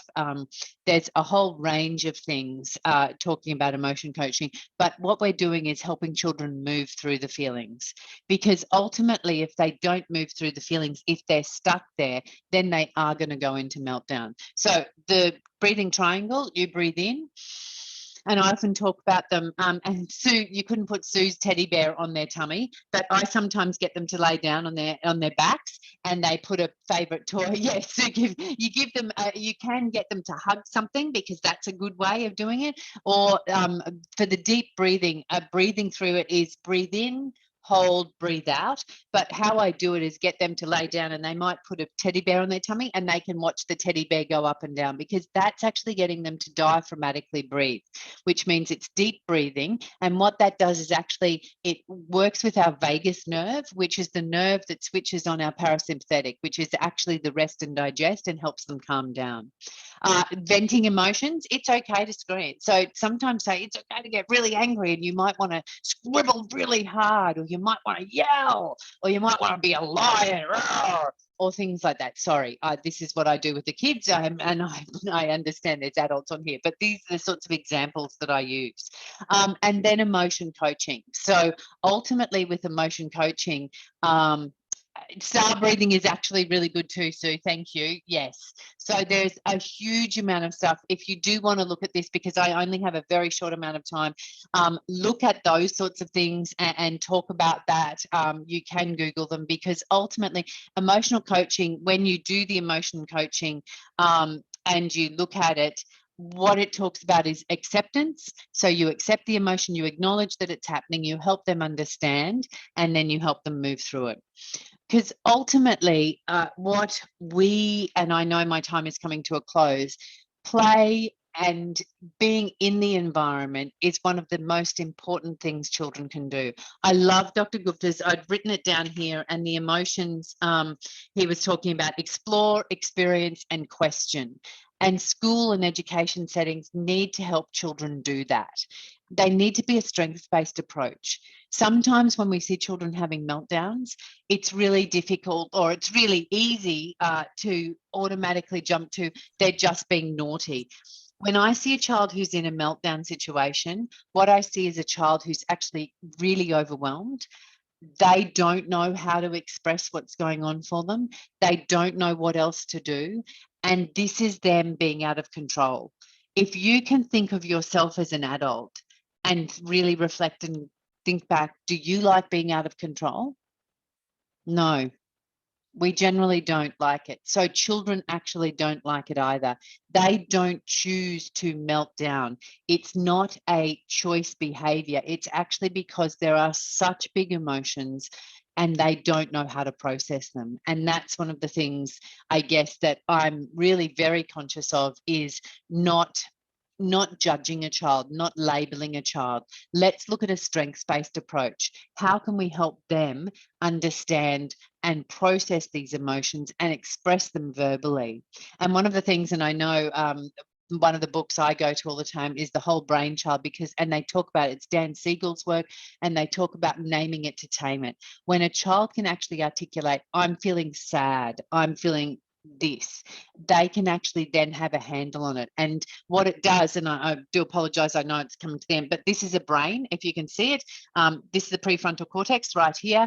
And often what's happening in a meltdown, they've had a bit of a flip. What's gone on is fight, flight, or freeze has taken over because they're highly emotional. Amygdala's in charge. When they bring that language in, they're bringing the prefrontal cortex back into play. And that's how they can do it. So I really appreciate it. And I can see everybody's having a bit of a chat. Yes, Kathy was saying she loves The Whole Brain Child. So thank you so much. It's been really quick, and I apologize for how quick it has been, because it's a really big topic, but like Sue, I could have talked all day. I very much appreciate Dr. Vasavi, you inviting me on. Incredibly honored to share the stage with everybody, with all of the other honored speakers. And thank you again. Have a wonderful afternoon. Thank you so much, Carrie. Thank you so much, Carrie, for this insightful session. Moving ahead, we have our next session on the effect of students' social-emotional intelligence in academic performance. And for this, we have Smriti ma'am. She's the ECDF Zonal Head West and Pre-Primary Content Lead Ampersand Group. We welcome you, Smriti ma'am. Over to you.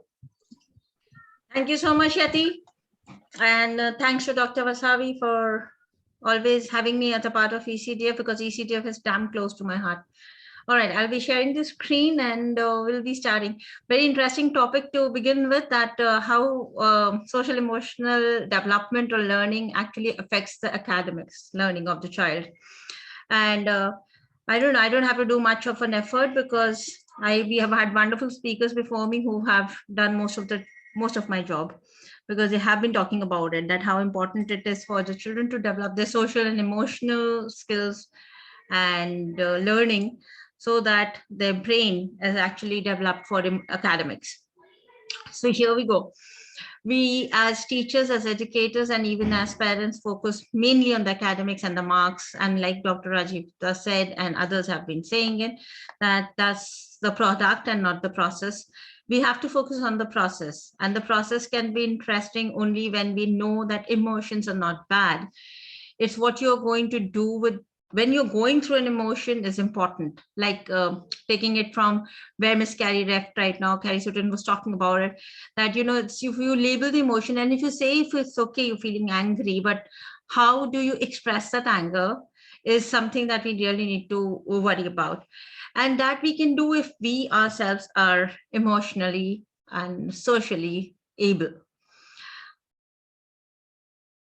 So let me ask you this. So we can also ask ourselves, and we can also understand how much will we enjoy a new task or learn new learning when we are tired, when we are sad, angry, or unwilling to do something.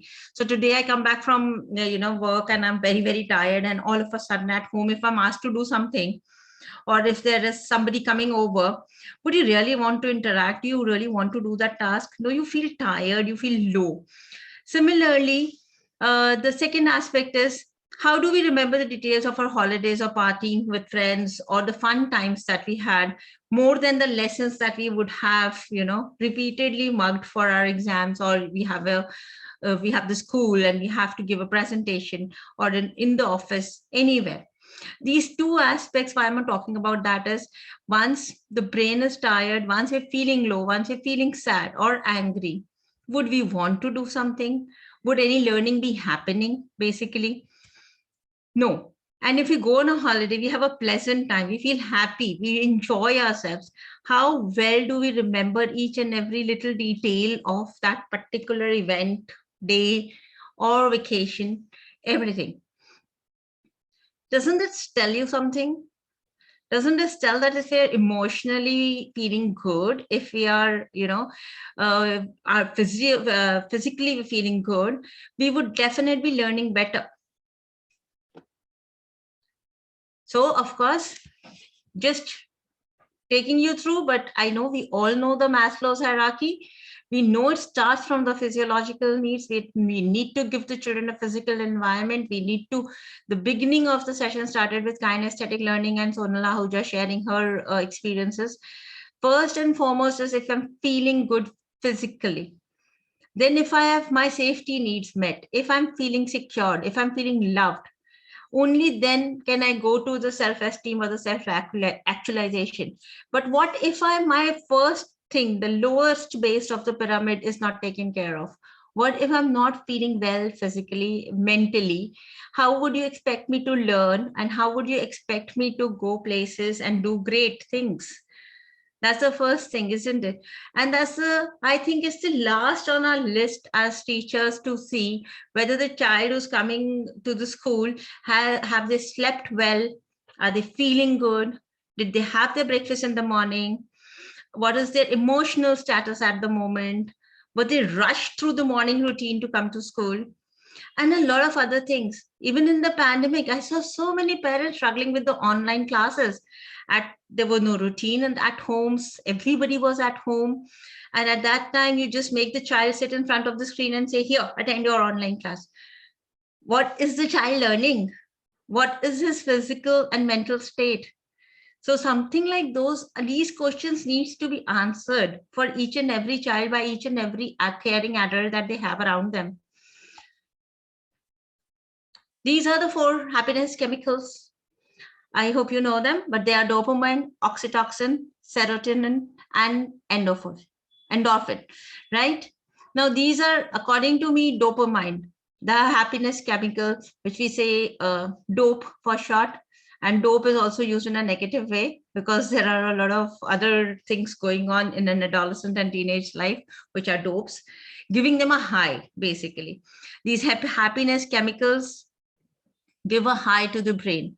But what do we get? How do these chemicals get released in the brain? If you see, so is there anything that you see in this particular slide which says reading, learning lessons, going to school? No. But if you do all of this, then learning would definitely happen. And how? I'll show you. See, when you feel good, when you feel happy, when there's dopamine released in the brain, it is something that's an effect of it. immediately you would feel like doing something. You start enjoying things. When you enjoy things, when you learn, when the environment that you are in is actually making you feel good, the dopamine is released. And when the dopamine is released, it gives you the feeling of well-being, and it motivates you to seek things that you enjoy and do well. So some children would do some activities over and over again. They want to showcase that they're doing so well, and it gives them such a high sense of self-achievement. Serotonin. Now it of course decreases the worries and it concerns, and it helps in learning and memory. Now, when you say talk about learning and memory, those are two more important things we believe in academics. Though according to Bloom's taxonomy, they are the lots, they're not the hots. The first thing is that you have knowledge and you have memory, and then you have comprehension. So these three things are the very basis of learning. In early childhood, we can consider them to be very important. From there, we can go to the hots of actually analyzing, creating, and so on. But then we have to take care of these things first for the child to reach to that particular level which we want them to, right? Endorphins are the ones which helps us to endure physical pain. So many times with athletes has happened, with children also you will see that when they fall down, they immediately get up and they get going. They are not actually, that moment, they don't realize that pain because they are so involved in an activity, because that brain is giving them the signals of continuing, of going on. It's always on a high. At that time, you really don't want to stop. Later, maybe you feel the pain and you feel the ache. So these are the brain chemicals which are helping a child to go on and to learn, and also to endure, to have perseverance, to be resilient in life. So if you see, if these are the basis of good learning and actually performing well in academics also, when learning happens, only then the child would be able to perform, in the academics.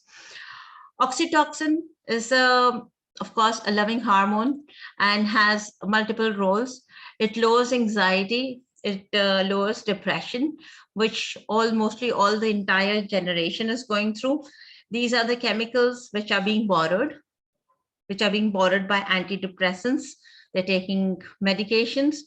Our keynote speaker was talking about it. The children are going to psychiatrists and they're getting prescriptions. I don't think so that's required. If we can give them these natural chemicals that the brain needs, it can come in naturally, but it can only come in naturally when we give them that environment. Now, how can we help them? How can we help the children? They have to create an environment for expression. What we do basically is, as adults, the moment we see a child crying, our first statement to the child is, don't cry. But we never say, oh, I think you're feeling sad. That's why you're crying. What made you sad? Let's go and ask the child, why is the child crying? Instead of actually saying, don't cry, don't cry, don't cry. Are we suppressing the feeling? We say anger is bad. We say, don't get angry. That is unnatural. A child would feel angry, would feel depressed, would feel sad.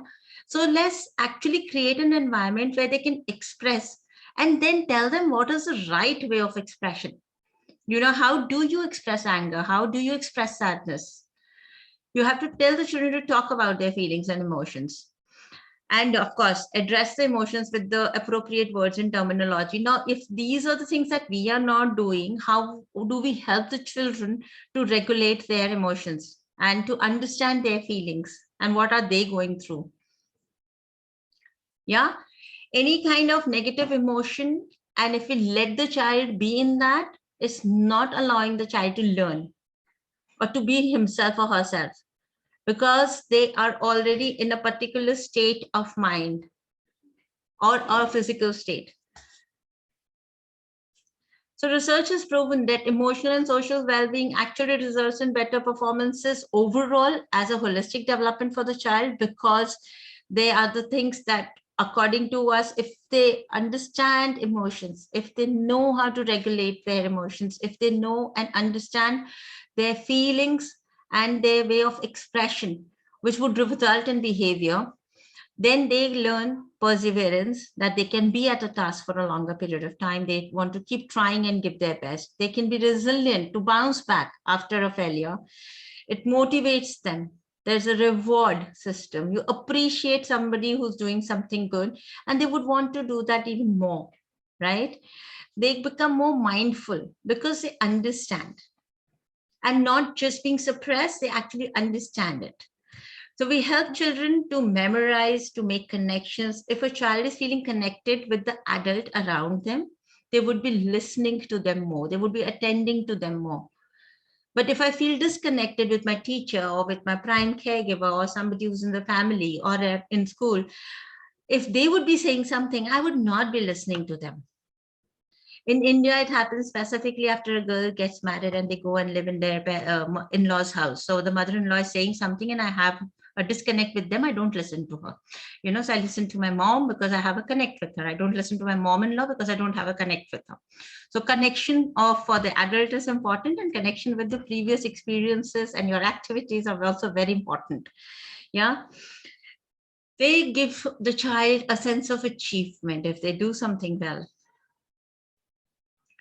It just focuses on the blue font, and that is like, if you're providing a kind environment, if you're providing a nurturing environment, if you're providing an expressing environment to the child, optimal brain development and social connections allow the child to actually develop their executive functions.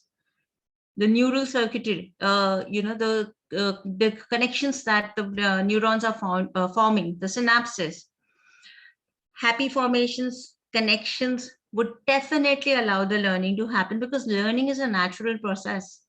We can't teach them, we facilitate learning. They're learning. If you even leave them alone, they would be learning something. Even if they're experimenting or playing by themselves, they're learning. So learning is a natural process for them. They are all learning. We have to provide them with that kind of an environment, right? Some graphics. So if you're trying to teach a child, or you're trying to deal with a child who is in a temper mode, but you really don't know what to do with them, sorry, but if you are planning to teach this child, it would not be happening until and unless we first address the emotion. We first do not address the emotion, the child will not be ready to learn. These would be the results. There would be temper tantrums. We're talking about early years, the egocentric age. At that time, me and myself is most important for me. And at that time, if you are not giving me that importance or that time, or that you're not listening to me, then I have to express myself in these manners. Let's not take a child to that point.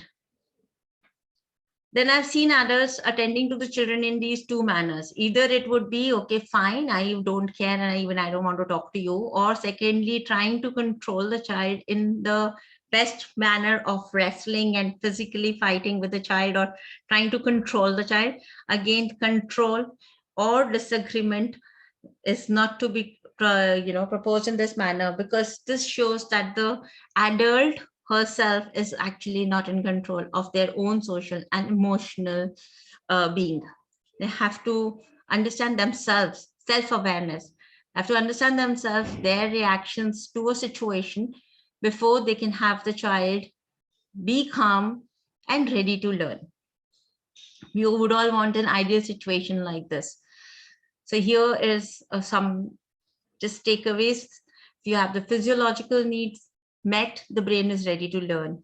If the child is slept well, eaten well, hydrated, water, the oxygen for the brain. The children will not drink water. They just have a sip of water and they run away. Do we actually care enough to give them water at regular intervals? Are there enough breaks? If there's a secure attachment, children would be learn perseverance and resilience, because they would be ready to explore. Happiness forms good memories. An affective domain, if it's taken care of, cognitive development is going to happen, and cognitive domain will be taken care of. Appreciation for the child, keeping the child in the center of all your plannings, is going to give them the motivation and encouragement that they need to excel. Thank you. Thank you so much, Priti ma'am. It was a wonderful session. So many insightful learnings we had, with you. Amazing it was. Thank you Thanks so so much. much. Thank you. Moving ahead, we have our next session on linking learning to experience. We have on panel Veena Raizada ma'am. She is the educational consultant, former director at Academics of Next Education. We welcome you, ma'am. Over to you.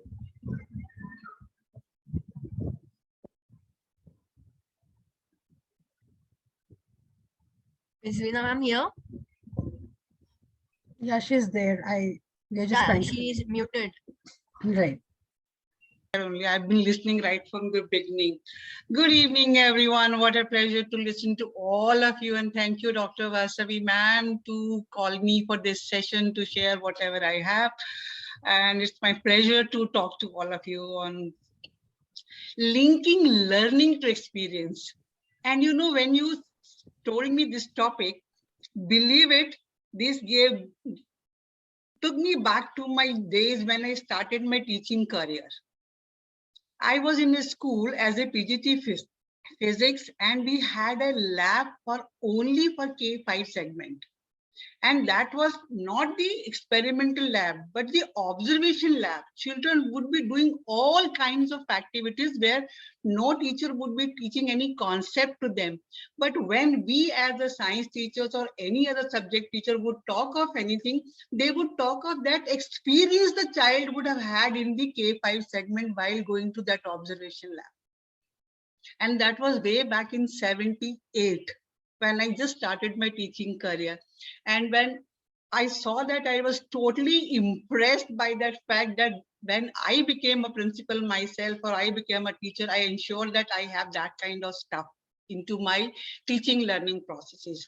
So linking learning to experience is definitely different from learning by doing or experiential pedagogy, because what the child is experiencing at that moment is not directly connected to any concept. The child is just learning it.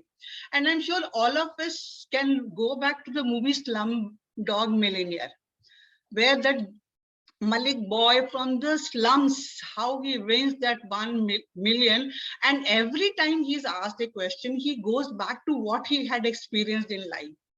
So your disconnection, linking learning to experience something is very, very important, especially in the early childhood years. Even though I am not a early childhood specialist, but whatever I have learned through my professional journey, I have been also part of some Montessori school where it was totally learning by those apparatus and equipment. But nobody was teaching them concepts through that we keep on doing nowadays. And I'm talking of way back in 70s. I mean, how innovative, creative those principals or those heads or those coordinators or the teachers were to let the children experience.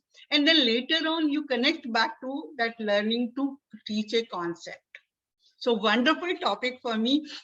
And because it really, really brings me back to all the experiences of my professional journey, I had a small presentation as ma'am wanted one presentation for it. So I'm going to share my presentation. I hope I have the Yes, you can. It's enabled. Right, ma'am. Thank you so much.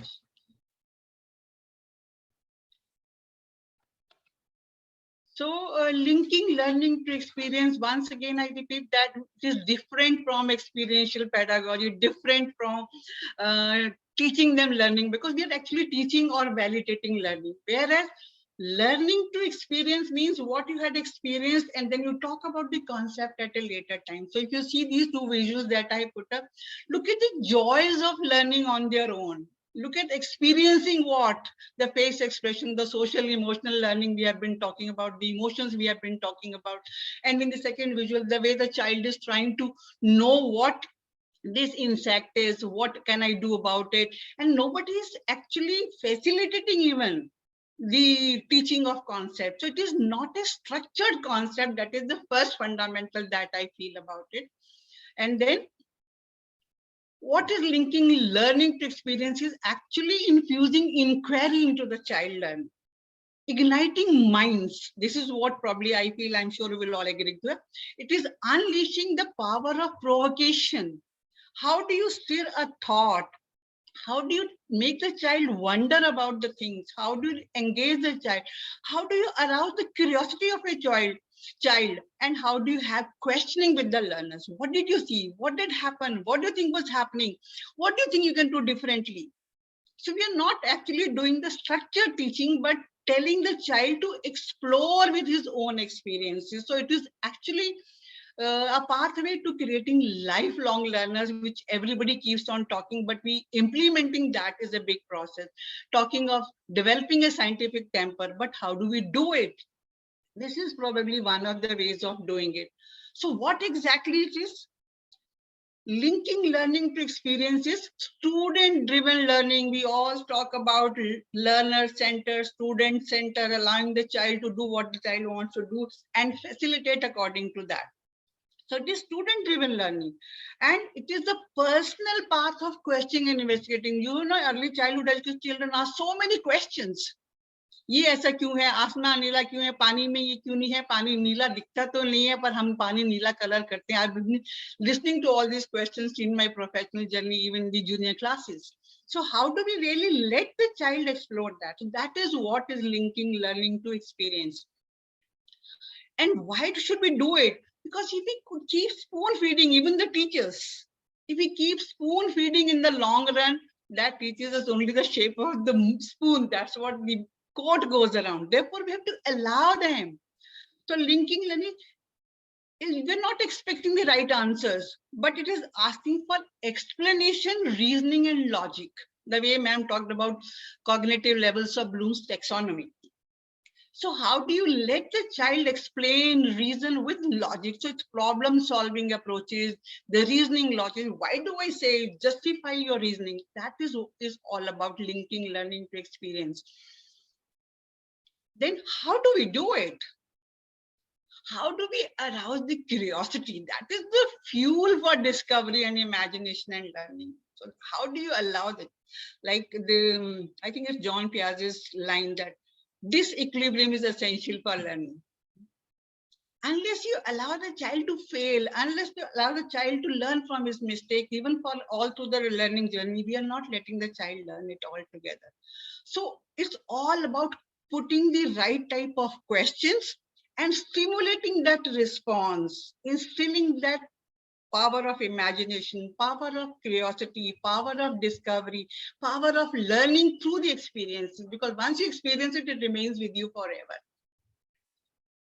Then this is the simplest learning cycle. I think ma'am talked about engaging, exploring children. This is simplest course experiential cycle. Let the child do it. Let the child observe what happened. Let the child question that, so what will happen? And let the child even think of, now what can I do differently? So it is all about learning by doing. How do you have this scientific temper being developed? And this was probably one of the best methods that I used while the online teaching was going on to engage the students, because everybody was doing it.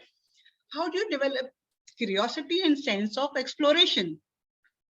And then how do you develop 21st century skills? It depends upon you are doing individual activity, you are doing small group activity, you are doing large group activity. So you end up doing collaboration, cooperation, conflict resolution, leadership management, interpersonal skills. All skills come into this when you are doing this.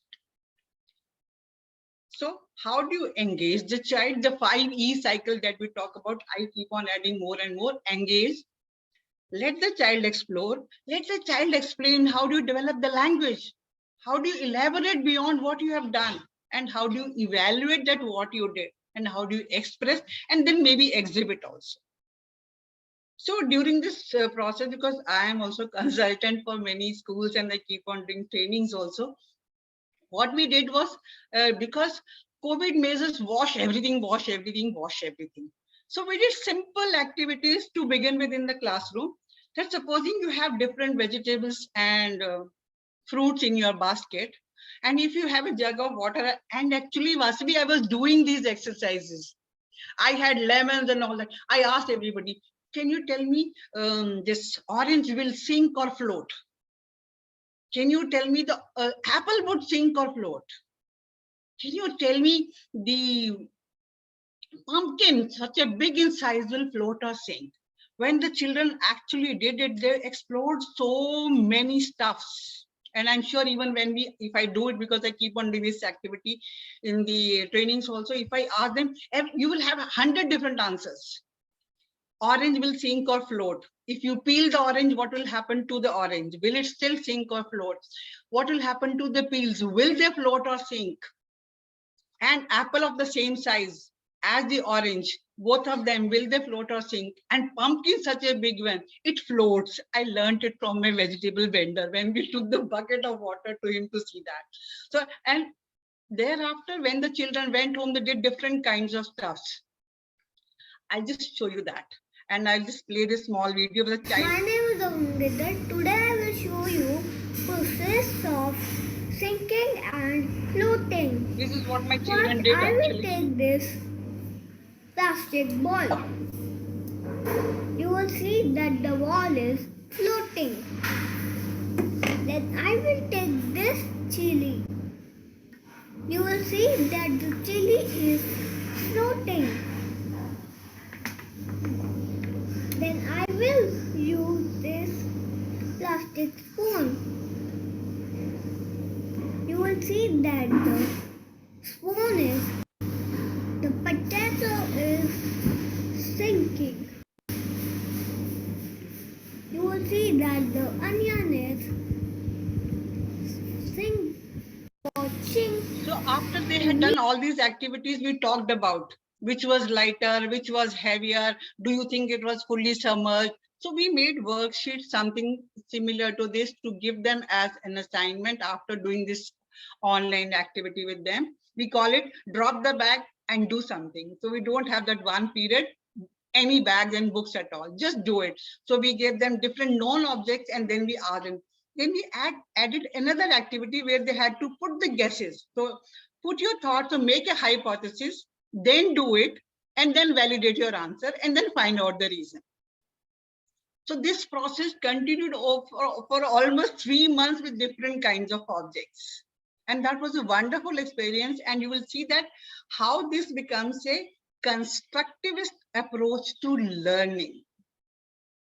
I'm sure we all will agree that how the child learns on his own, submerged, completely floating or floating on the surface only, completely sunk into. So how do you develop language and word vocabulary also through these processes? And you need nothing much because it's all household stuff that you can do. So what happens then when you add salt to the water? Will the things be the same? If you use oil, what will happen in that? So children kept on changing the parameters and they did so many activities out of this simple. My name is Amrita. Okay. Next, we did this activity of like what will dissolve and what will not. So we gave them different kinds of materials from home only, kitchen se sab leke aao and dekho what will sink, what will dissolve, what will not. And then how we created those worksheets side by side that talk about what dissolves, what doesn't dissolve. So how the child is creating those concepts, constructing those concepts from those experiences that the child is doing on his or her own. That went off so much well. And this was probably one of the best activities that we did. How do you construct concepts? We had put the same glass of water, but with different colors in different sizes objects. So we asked the children, which of the object do you think has a larger amount of water? Everybody had their own answer. Then we gave them glasses, same one, and we asked them put all these liquids into the glasses, and then they found they were all same. The quantity was same. So how did we teach them? The liquid takes the shape of the vessel in which it is placed. The same amount will show a different kind of level and different kind of stuff. If you have a bottle or if a jug, if you have a tub, if you have a different shaped object. So how the child constructed the concept on his or her own after experiencing it. Then the child would say, oh ma'am, the water amount is the same, but it is put into a tub, therefore it is spread out more. So they had their own language to explain that. And that was a wonderful experience that we all went through. And there are a few more activities which I would just like to show what children were doing. So how do you have MVAL, motor skills that we talk about? visual discrimination that we talk about, audio discrimination that we talk about, and language development that we talk about.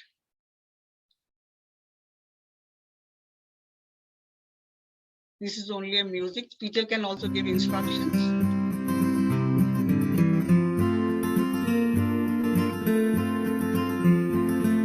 So you have movement, fundamental movement skills, which is so important in the early childhood education. It is important in the high classes.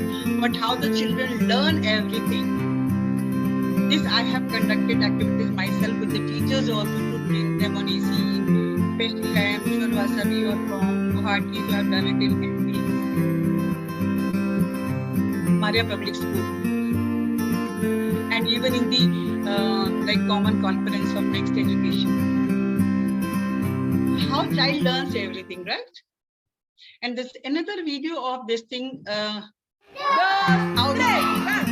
conducted.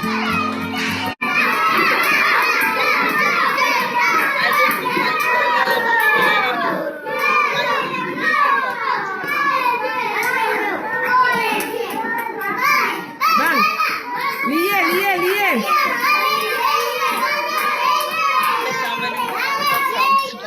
Bang! Liye!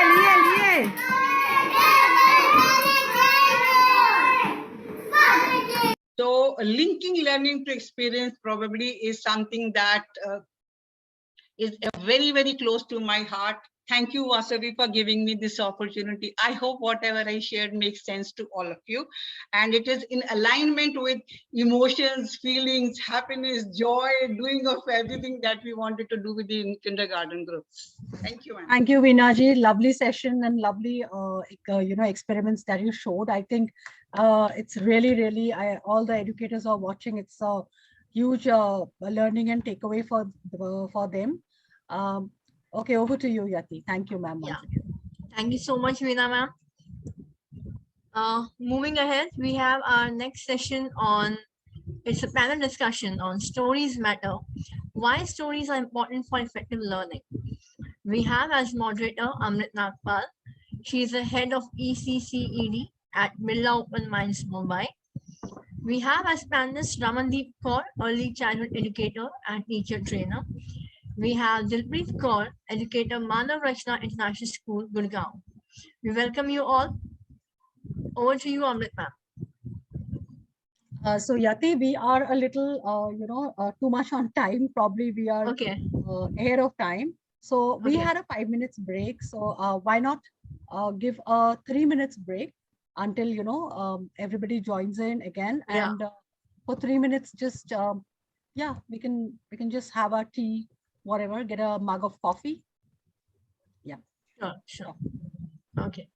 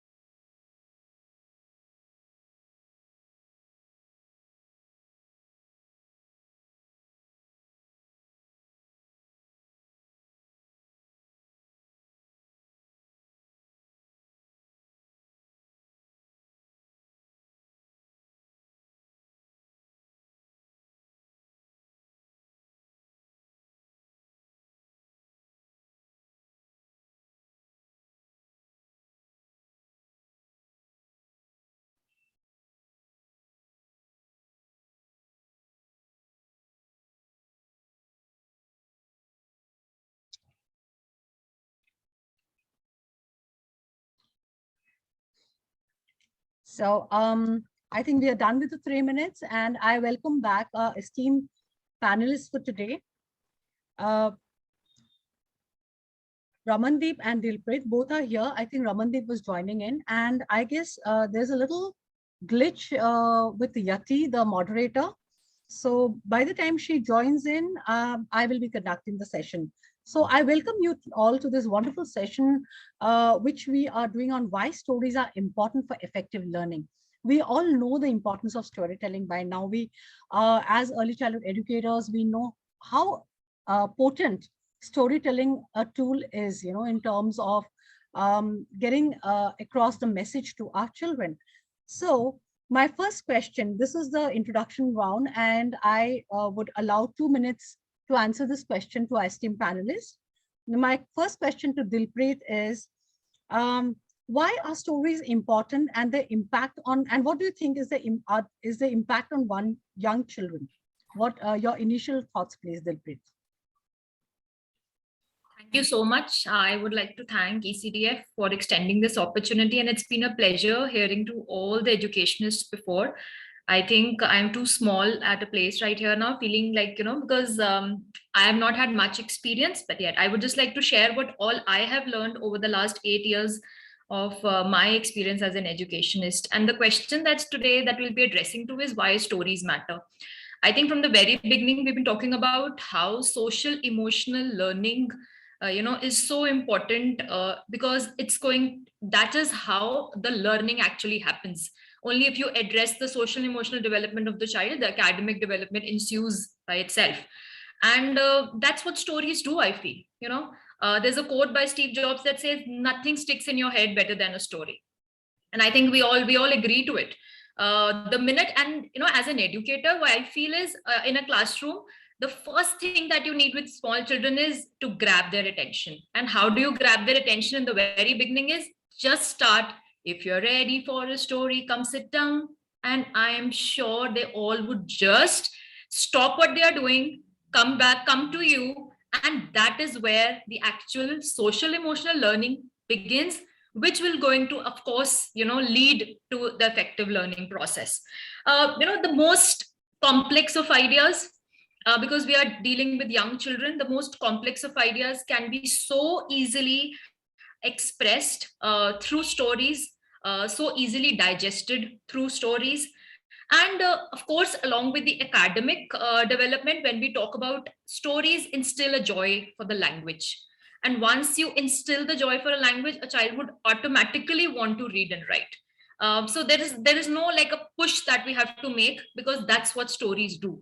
Also, when children listen or understand the story, we are all talking about, I would like to bring into NEP 2020. And we are talking about, how we need to raise the foundational literacy and numeracy levels, especially with this age group, which is from up till 8 years.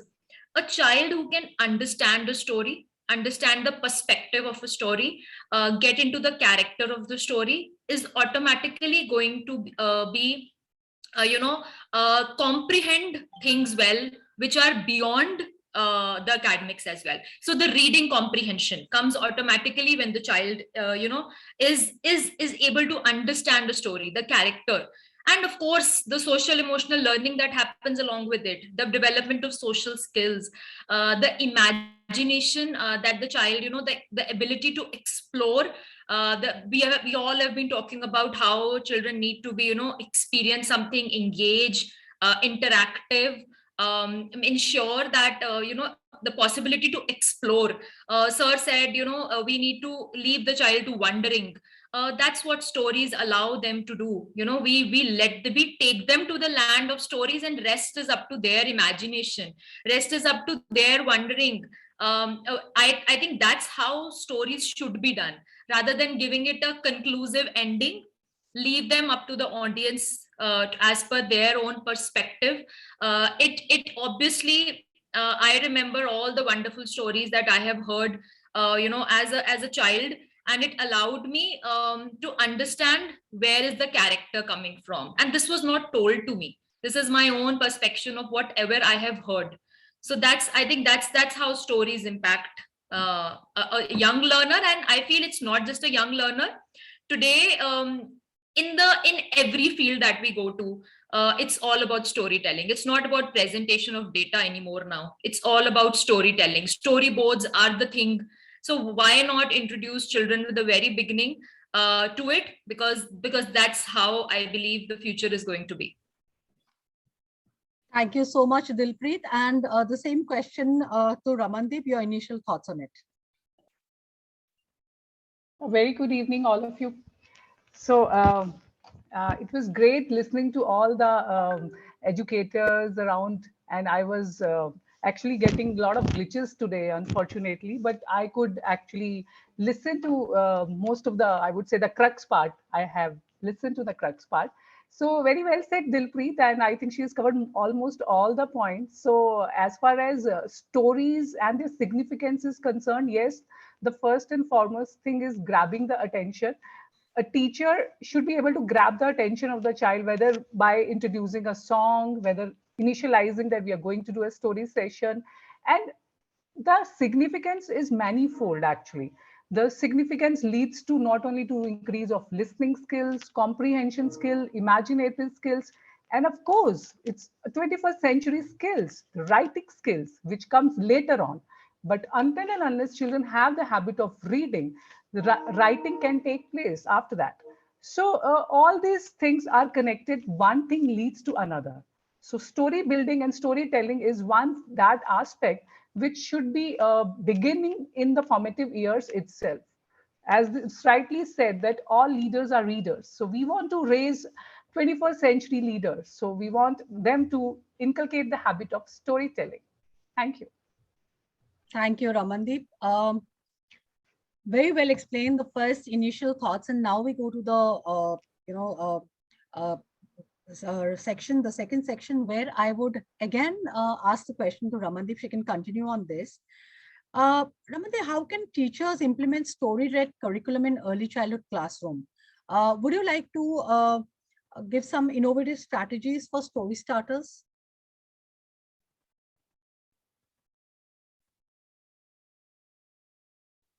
You need to unmute. Yes, absolutely. I would like to share my screen on that. Just Sure. allow me a moment. Yeah.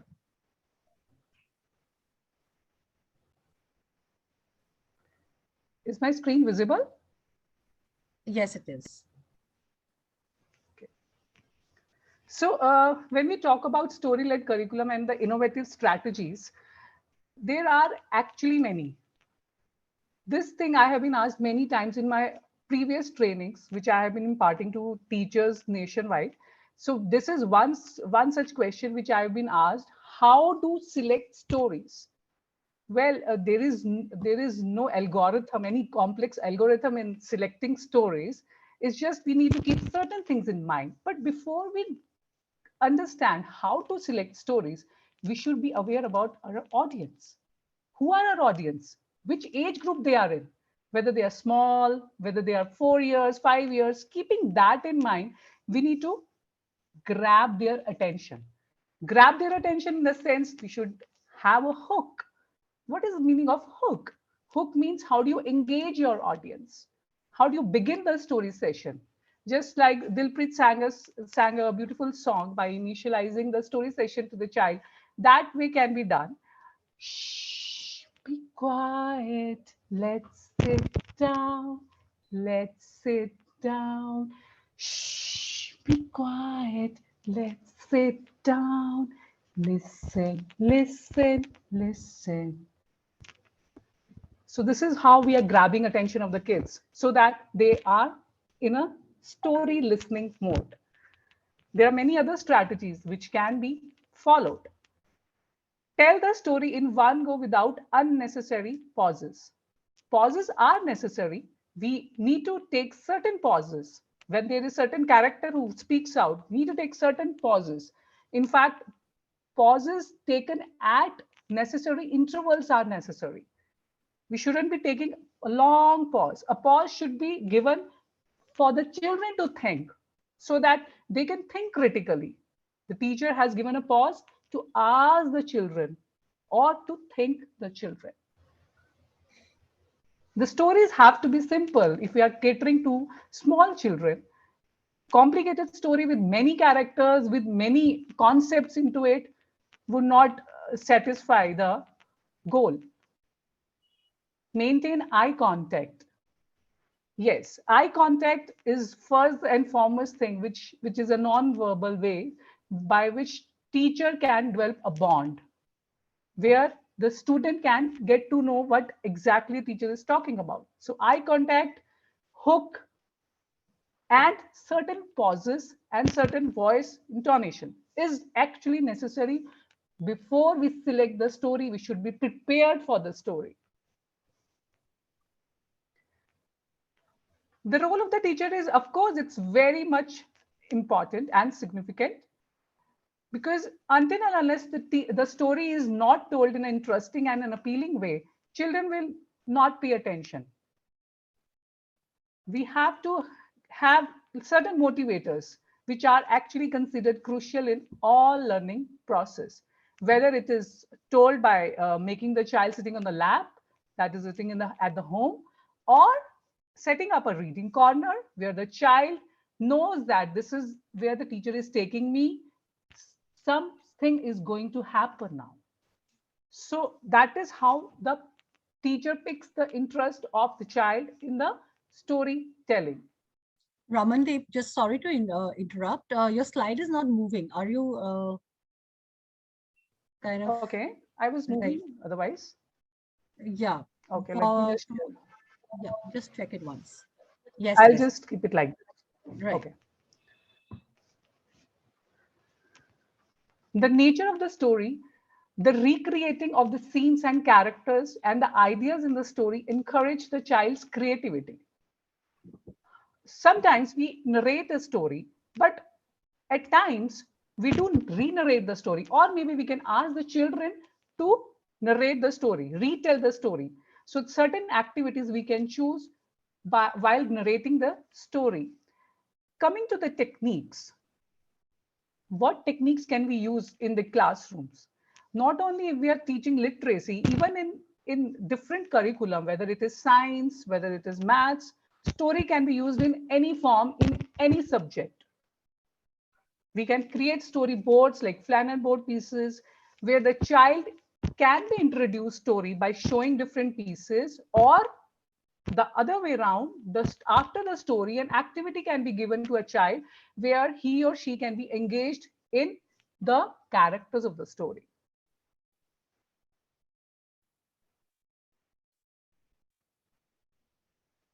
Puppets also play a very impactful role. The activity which can be taken later on or during the story session. It also develops the confidence in child, social skills, verbal skills, and listening, and it also gives them confidence to speak the story, to relate to the characters. Various other techniques which involve is one of the most impactful technique is the role play. How teacher involves the role play, whether it is done in the form of dramatics, involving children, or the teacher herself gets into the character and introduce the story. So let me show you an example. Suppose I'm going to teach children a topic on science, and I just can't start the topic just like that I'm going to start with this topic of science and let's study this. Hardly all of them would be interested. So how do we do that? How does a teacher interest the child? So let's see, how do we do that?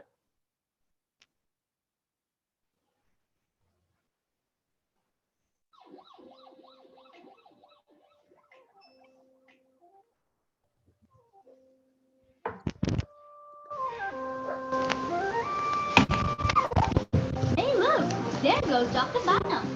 Do you know he is a world famous explorer and binocular who was once stolen from a zoo? Oh.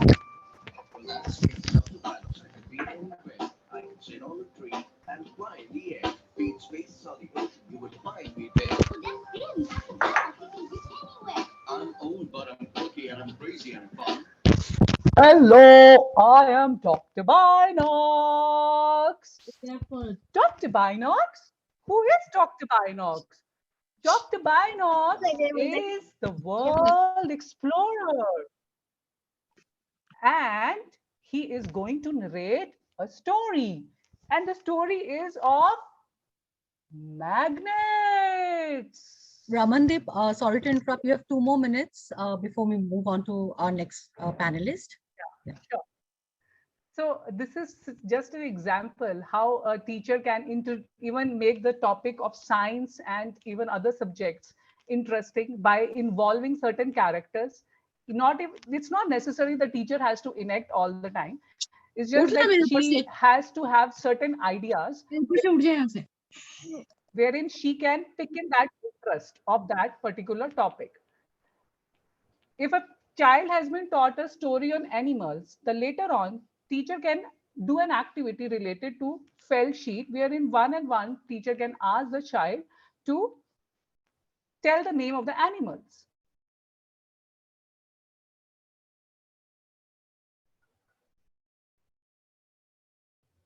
Many follow-up activities are also possible because when they heard the story several times, children can also retell the story. They can act, they can also write their own story. And in the last, prepare the children so that they can enjoy the story. Conduct some activities like read aloud session. It should be a big session wherein all the children should be involved in the session. And further, we can prepare some art and craft activities also, as I just showed you in my slide, that they can do some felt sheet activities related to animals or related to if somebody is introducing a science topic, which is not very simple. So those kind of activities can be introduced later on after the teacher has introduced any particular concept in a very educational way and innovative way. So that was a quick, I would say, a summarization of the activities. Thank you so much. Thank you. Very wonderfully explained. And this can go on and on because this is such a huge, a topic, and how we can inculcate storytelling is something, we can keep on discussing, but then we have our time limits. I'm very happy that Amrit could join us finally. And so I hand it over to Amrit. Amrit, you really gave me a scare by not being able to join at the right time. But yes, over to you. You can continue the session. Thank you so much. Thank you so much. Firstly, I apologize for the technical issues, but now I'm back. And thank you, Ms. Ramandeep. I think there were wonderful strategies put across very well. We do talk about story-led curriculums that has been suggested by the NEP, and you have wonderfully guided teachers on strategies. And yes, I think all of us as early years educators love to use puppets, and we know how children get excited looking at these puppets. And I really like the way that you've used a lot of props in the story. And what I really liked was that there needs to be an extension to every story. So thank you, Ms. Ramandeep. There were some wonderful activities and strategies put across by you. We'll move on to our next panelist. Our next panelist is Ms. Dilpreet. And Ms. Dilpreet, we usually know that teachers are good storytellers, and that is one of their forte. But some teachers may not be good storytellers. As well as there are a lot of parents out there who also may not be really good natural storytellers. So what do you suggest for parents? What could they do at home? Are there any strategies that they could be using at home? Or you could give us some story conversation starters or something like that. So over to you, Ms. Dilpreet. Really looking forward to know your thoughts on this subject. Thank you so much, Amrit, and it's good to see you here. So, Ramandeep very rightly has put on a lot of things that can be done by teachers. Of course, we are aware of a lot of technical terms that were, attached with storytelling. We have attended courses on storytelling, of course, with which we have improved how to narrate a story or how to do a story session. Storytelling, like I said before, is a perfect way to bond or spend quality time with your child. So I feel, keeping that in mind, stories should not be restricted to be told in school only. They need to be done at home, for sure. And like you said, everyone is not a very gifted storyteller. But I just, if I think of stories, if I think of storytelling, the one person that immediately comes to my mind is my grandmother. Why? And I'm sure she has not done any certifications or courses in storytelling. I'm sure she might not even know that she is doing storytelling, when all she would do was just share stories from her own childhood, share stories, I just want to share here about the culture, what she has seen in her own time. That's what made it really special, something that it kept on, like I said before, the wondering part, lot of things that we leave out to imagination. My grandmother used to share her stories, and we used to wonder, did that really happen? Did you really go that far? How could you do that? All those things, the inquiry that everybody's been talking about, how did that come into? And most importantly, I believe, the simplicity. There were no props being used. I don't remember my grandmother ever picking a teddy bear to tell me a story. All it was that the connect, the time that she took out from her routine to sit with us, and just to share something which was special to her, probably what she had done in her day, probably something as simple as, once I remember she told us about how she used to learn maths, and we always thought of her that as if she really doesn't know maths, and when she told us all the stories, how she was good at it, how her teacher appreciated her at school for being good at maths. These are all stories. Stories are not just Peppa Pig stories, or a Goldilocks and a Three Bear stories, or something like a Red Riding Hood. We need to understand that stories can be as simple as telling something about from your own childhood. I would just like to share my screen with you all, because I have this acronym that I have got, which tells about how to weave the magic of storytelling. Very simple. I'm sure most of us would be aware of it, so I'm just going to reiterate some of the very basic things about it. That how parents can weave the magic of storytelling at home. The first one, the M is like picking up the moments, especially moments that when to tell a story. Like I said, my grandmother would make sure that probably after dinner she would sit with us and tell something, some fascinating things about her childhood, and that would make our day. Similarly, I often see parents right now, when they have to feed their children, they just turn on the television.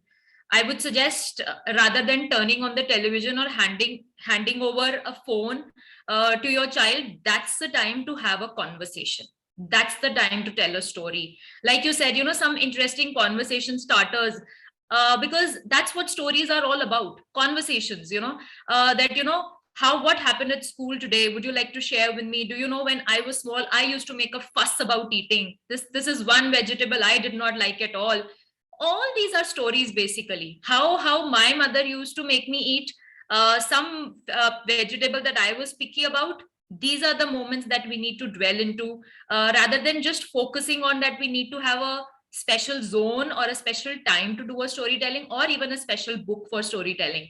So next one is A. A is animate and articulate. Like Ramandeep has already said, we have to bring in some voice intonations. I understand, as parents, we might find it a little difficult to be that expressive, but a simple investing yourself in as a emotion, into the emotion of the storytelling, that would just do the trick. Being very clear with what you are saying, and also just a bit of hand gestures, a little dramatic pause, maybe just changing your voice or a pitch, just being a little soft sometimes when you are talking, or when it's probably something that you want to be loud about, and saying out loud, it catches their attention like anything. So animate, articulate, that's the next step for weaving the magic of storytelling. And G is go back in time. Like I've already stressed upon this enough previously, that you do not need a specific storybook to be picked upon from a library or from a rack.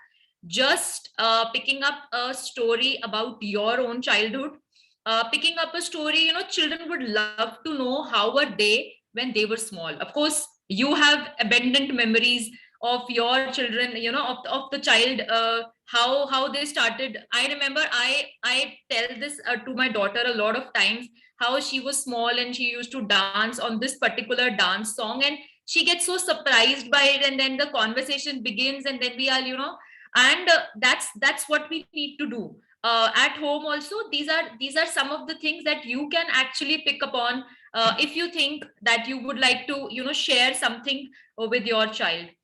I is, of course, keeping it interactive, involve your child. If you are using a storybook, I would recommend that you let the child choose the book rather than picking out the book yourself. That's give them a little bit of control over the storytelling. We have been talking about how child is at the center of learning. So keeping that in mind, if I'm sure we all are aware of our children's interests. So why not buy them books which pique their interest into that particular topic? Maybe it's about dogs, or some pet that they are fancying about. So pick up a book according to that. Ask and answer a lot of questions. Don't let it be just a monotone. Take a pause, ask them, look at the picture. What do you think? What's going to happen next? What are your feelings about this particular thing right now? That's how you involve the child into the storytelling. And the last one is connect and continue. Like, Ramandeep also said, it's important that you do not leave the story once the book is done. You have to make sure that you continue the story. When I say continue the story, is probably ask them to reflect upon how did you feel at the end of the story, or probably leave it open-ended. Let them think of an alternate ending. Think about what could happen if this would not have happened. Revisit the story. Children love listening to the same story again and again. You might get bored as a parent doing the same story, but let me tell you, children do not get bored listening to the same story again and again. So you can always and connect to their, Veena ma'am talked about, how we connected to real life experiences, how linking is so important. So whenever, we said we do a story about for example, the Goldilocks and the Three Bears story. So there are a lot of real life experiences, about the sizes. Yeah, sure. Yeah, I'm just closing down. So yeah, so this is how we have to ensure that the story is connected to somewhere in the real life. So that's how you can weave the magic of storytelling. Just to reiterate, pick up the right moments, animate and articulate. Make sure you pick up stories from your own childhood, involve your child, ask and answer a lot of questions. And of course, do not just leave at the story when the storybook finishes. Ensure it continues maybe into an activity or something else. So that's my tips for the for parents out there. Thank you. Well, thank you, Dilpreet. That was amazing. I completely vouch for those insights. Yes, storytelling needs to be done everywhere, at school, at home.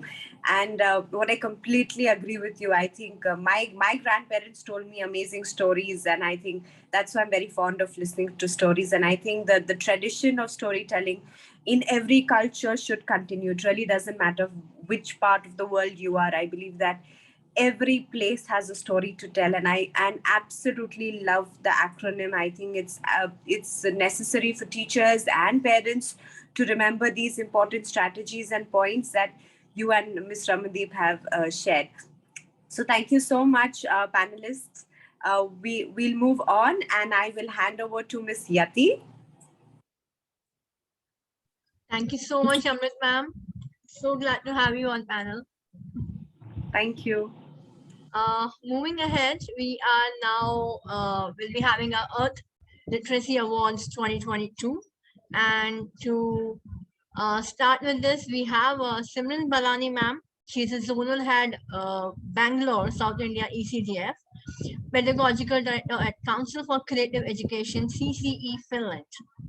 Over to you, Simran ma'am. Thank you very much, Yati. A very good evening, good afternoon, or good morning to everyone from wherever you're joining us. Yati, you're doing great and thank you holding so the fort much for so long. And amazing, amazing session. I'm so glad my part was in the end, and I got to attend the whole part of it.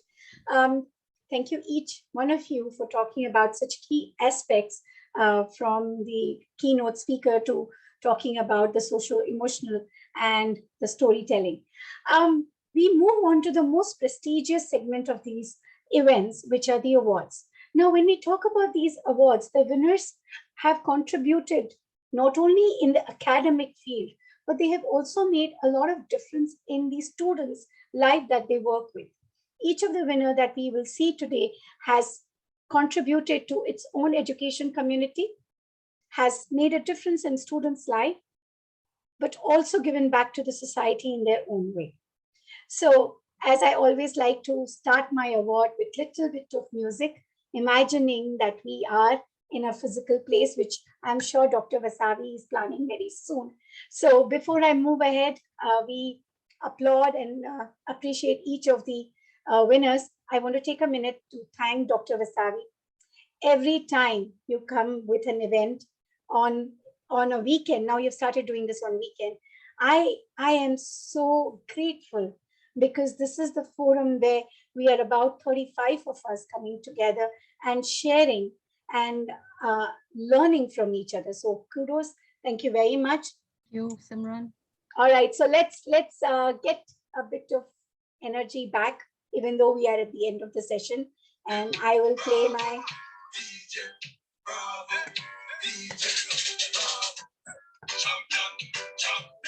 I want everyone to clap before I share my screen. I'm sure we still have some energy.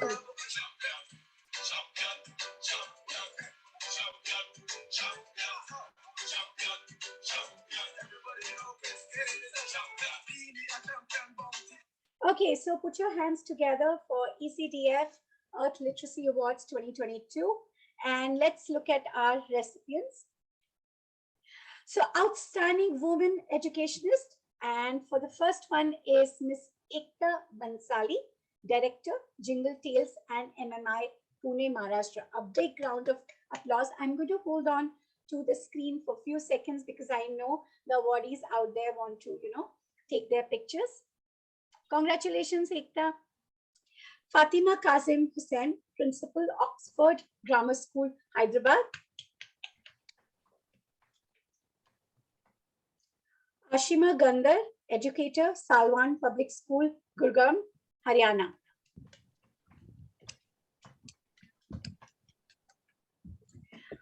Star change maker in this education society. I was, looking up and I was thinking to myself, we hear this word change maker so much.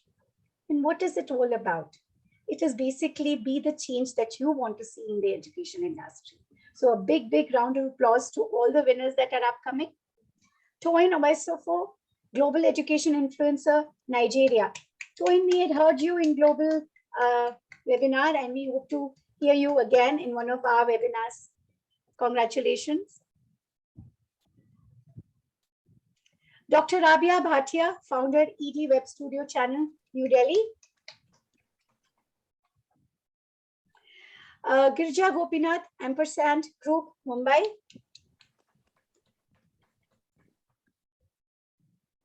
Linda Rose, Chairperson, International Children's Wing, Sunfo Global Federation, Sri Lanka.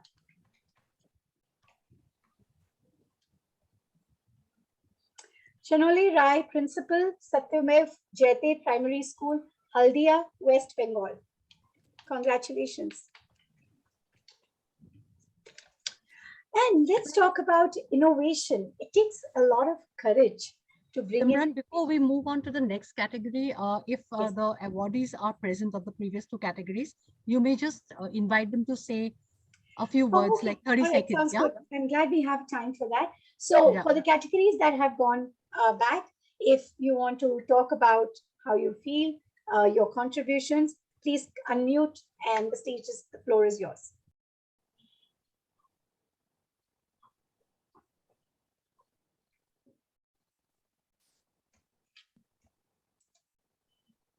Toyin might want to say a few words. I was just Toyin around. Do you want to say yeah. something?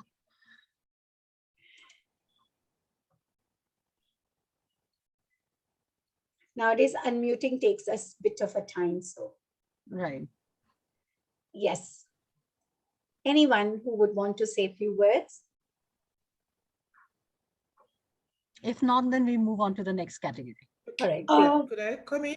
Yeah, To everyone. Yeah, Ekta Bansali this Could I side. say So, yes, first Ekta, then Toyin. Yeah, both of you unmute yourself. 30 seconds to each of you.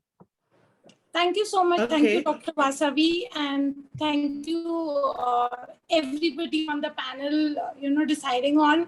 It's been a pleasure having us here and, having so much education, experienced educationist having here. As someone already said it, it's like we are just a few years of experience, say 7 to 8 years, and we feel, there's a lot more coming on our way. And we feel really happy to be a part of ECDF and, recognizing all the leaders out here. It's a very overwhelming, platform to see that everybody is doing so well in, treating and educating the young minds so well. And I really thank everybody for, conducting such a platform and getting us all together. Congratulations Thank you so much. to you. Yeah, congratulations. And now Toyin, over to you. 30 seconds. I would like to appreciate ECDF for this honor. I do not take it lightly at all. I've been a great fan of ECDF from far away Lagos in Nigeria. Thank you so very much, most especially to the visionary, Dr. Vasavi, for your resilience and your passion to impact lives of both young, the parents, and everyone from all over the world. Thank you so very much. God bless you. Congratulations, Toyin, and thank you for your kind words. Moving on, Simran, over to you. Thank you, Dr. Vasavi. Thank you, Toyin. I was talking about award for innovation in early childhood learning. For talking about my experience in ECE and over a decade, it takes a lot of courage to bring in the innovation in early years, to convince parents, to convince educators that yes, this is something that we need to look at. So a big round of applause to our recipients. Azura Press, Early Childhood Mentor, Veritas University, Malaysia. I don't think so we have Azura with us today, but congratulations. Mrunal Lodha, Raibor, Headmistress, Mumbai. Deborah Weller, Storyteller, Freelancer, Florida. Dr. Catherine Murray, Founder and CEO of Future Strong Education, Australia. Manjula V, Founder Trustee, IBBRF. Marion Hopgartner, CEO, TLI Pedagogics, Austria. So before we move ahead, if someone wants to say something, I see Deborah is here, Dr. Kathy is here. I'm Deborah Weller, and I am so delighted over these past 18 months to be involved with ECDF. It is an honor to receive this award for my life work in storytelling and early childhood education. Thank you for this honor, and I look forward to my association and being part of this wonderful organization for what it stands for in bringing educators all around the world together. Thank you.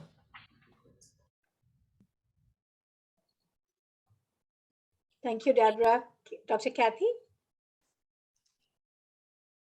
Thank you, Simran, and thank you for this wonderful honour. You're right, it is difficult to bring innovation into the early childhood sector because you come across quite a lot of opposition at times. So to bring something new into early childhood education for the benefit of children and parents and educators everywhere is something that I'm deeply passionate about. So I've developed something called the Brain Set Formula for Classroom Design, and it's about creating a classroom that aligns with children's brain development to promote engagement and less behaviour problems, more communication, and a whole range of different things. And I'm very pleased that it's starting to take off around the world, which is wonderful. And I really appreciate this acknowledgement of the work that I've been doing. Like Deborah, it's been my life work to do this. And thank you very much for the acknowledgement of that. Yes, we want to hear more about the brain set formula from Dr. Kathy. Looking forward. And congratulations to all the winners in the category. Thank you so much, and congratulations once again. And now, from being gutsy to do the innovation in the world of ECE is talking about innovation curriculum developer. So now the focus becomes the learning objectives and convincing the parents, the teachers, the educators, the school owners, the visionaries, what are the learning objectives which are very important at this age. So let's look at the recipients. Meenakshi Mehra, educationist, Chennai. Let's keep the claps going. Thank you. And award for excellence in special needs education. Inclusion is not tolerance, it is unquestioned acceptance. That's where this whole thing comes from.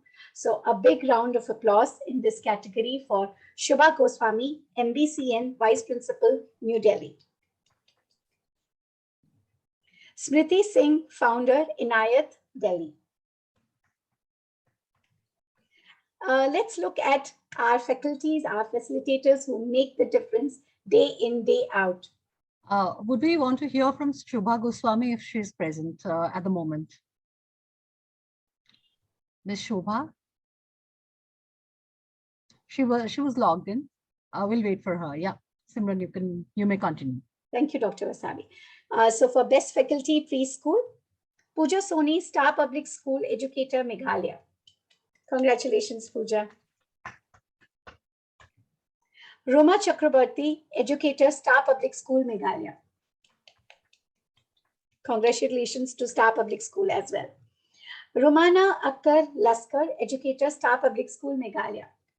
Amazing wins. And if we have anybody in the category that we have just announced, you may please unmute and talk.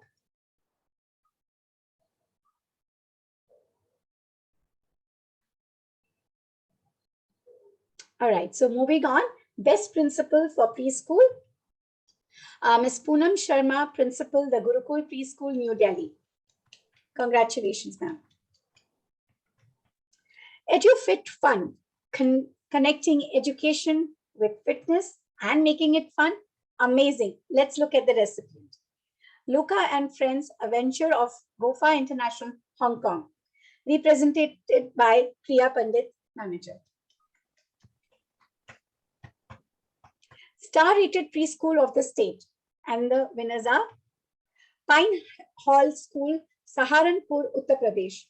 Congratulations, the entire team of Pine Hall School. Bright Beginnings International Preschool, Thane, Mumbai.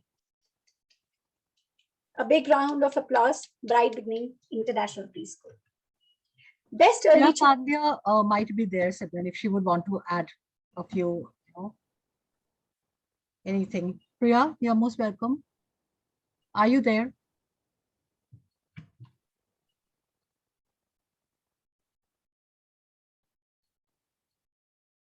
So let's wait for her to get back and you may continue. Okay, thank you very much. So moving on, Best Early Childhood Education Consultant, Shilpa Potness, Education Consultant, Maharashtra.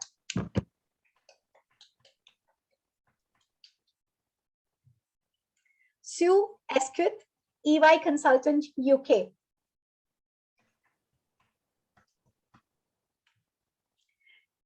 Anybody from the previous categories who were not able to unmute and talk to us, here is your moment.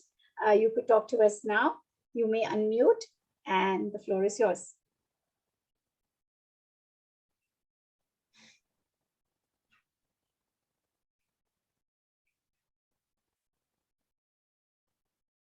All right, so moving on. Mental health has been such a talked about topic in the recent time. We are moving in and out of pandemic. We don't know whether we are in new normal.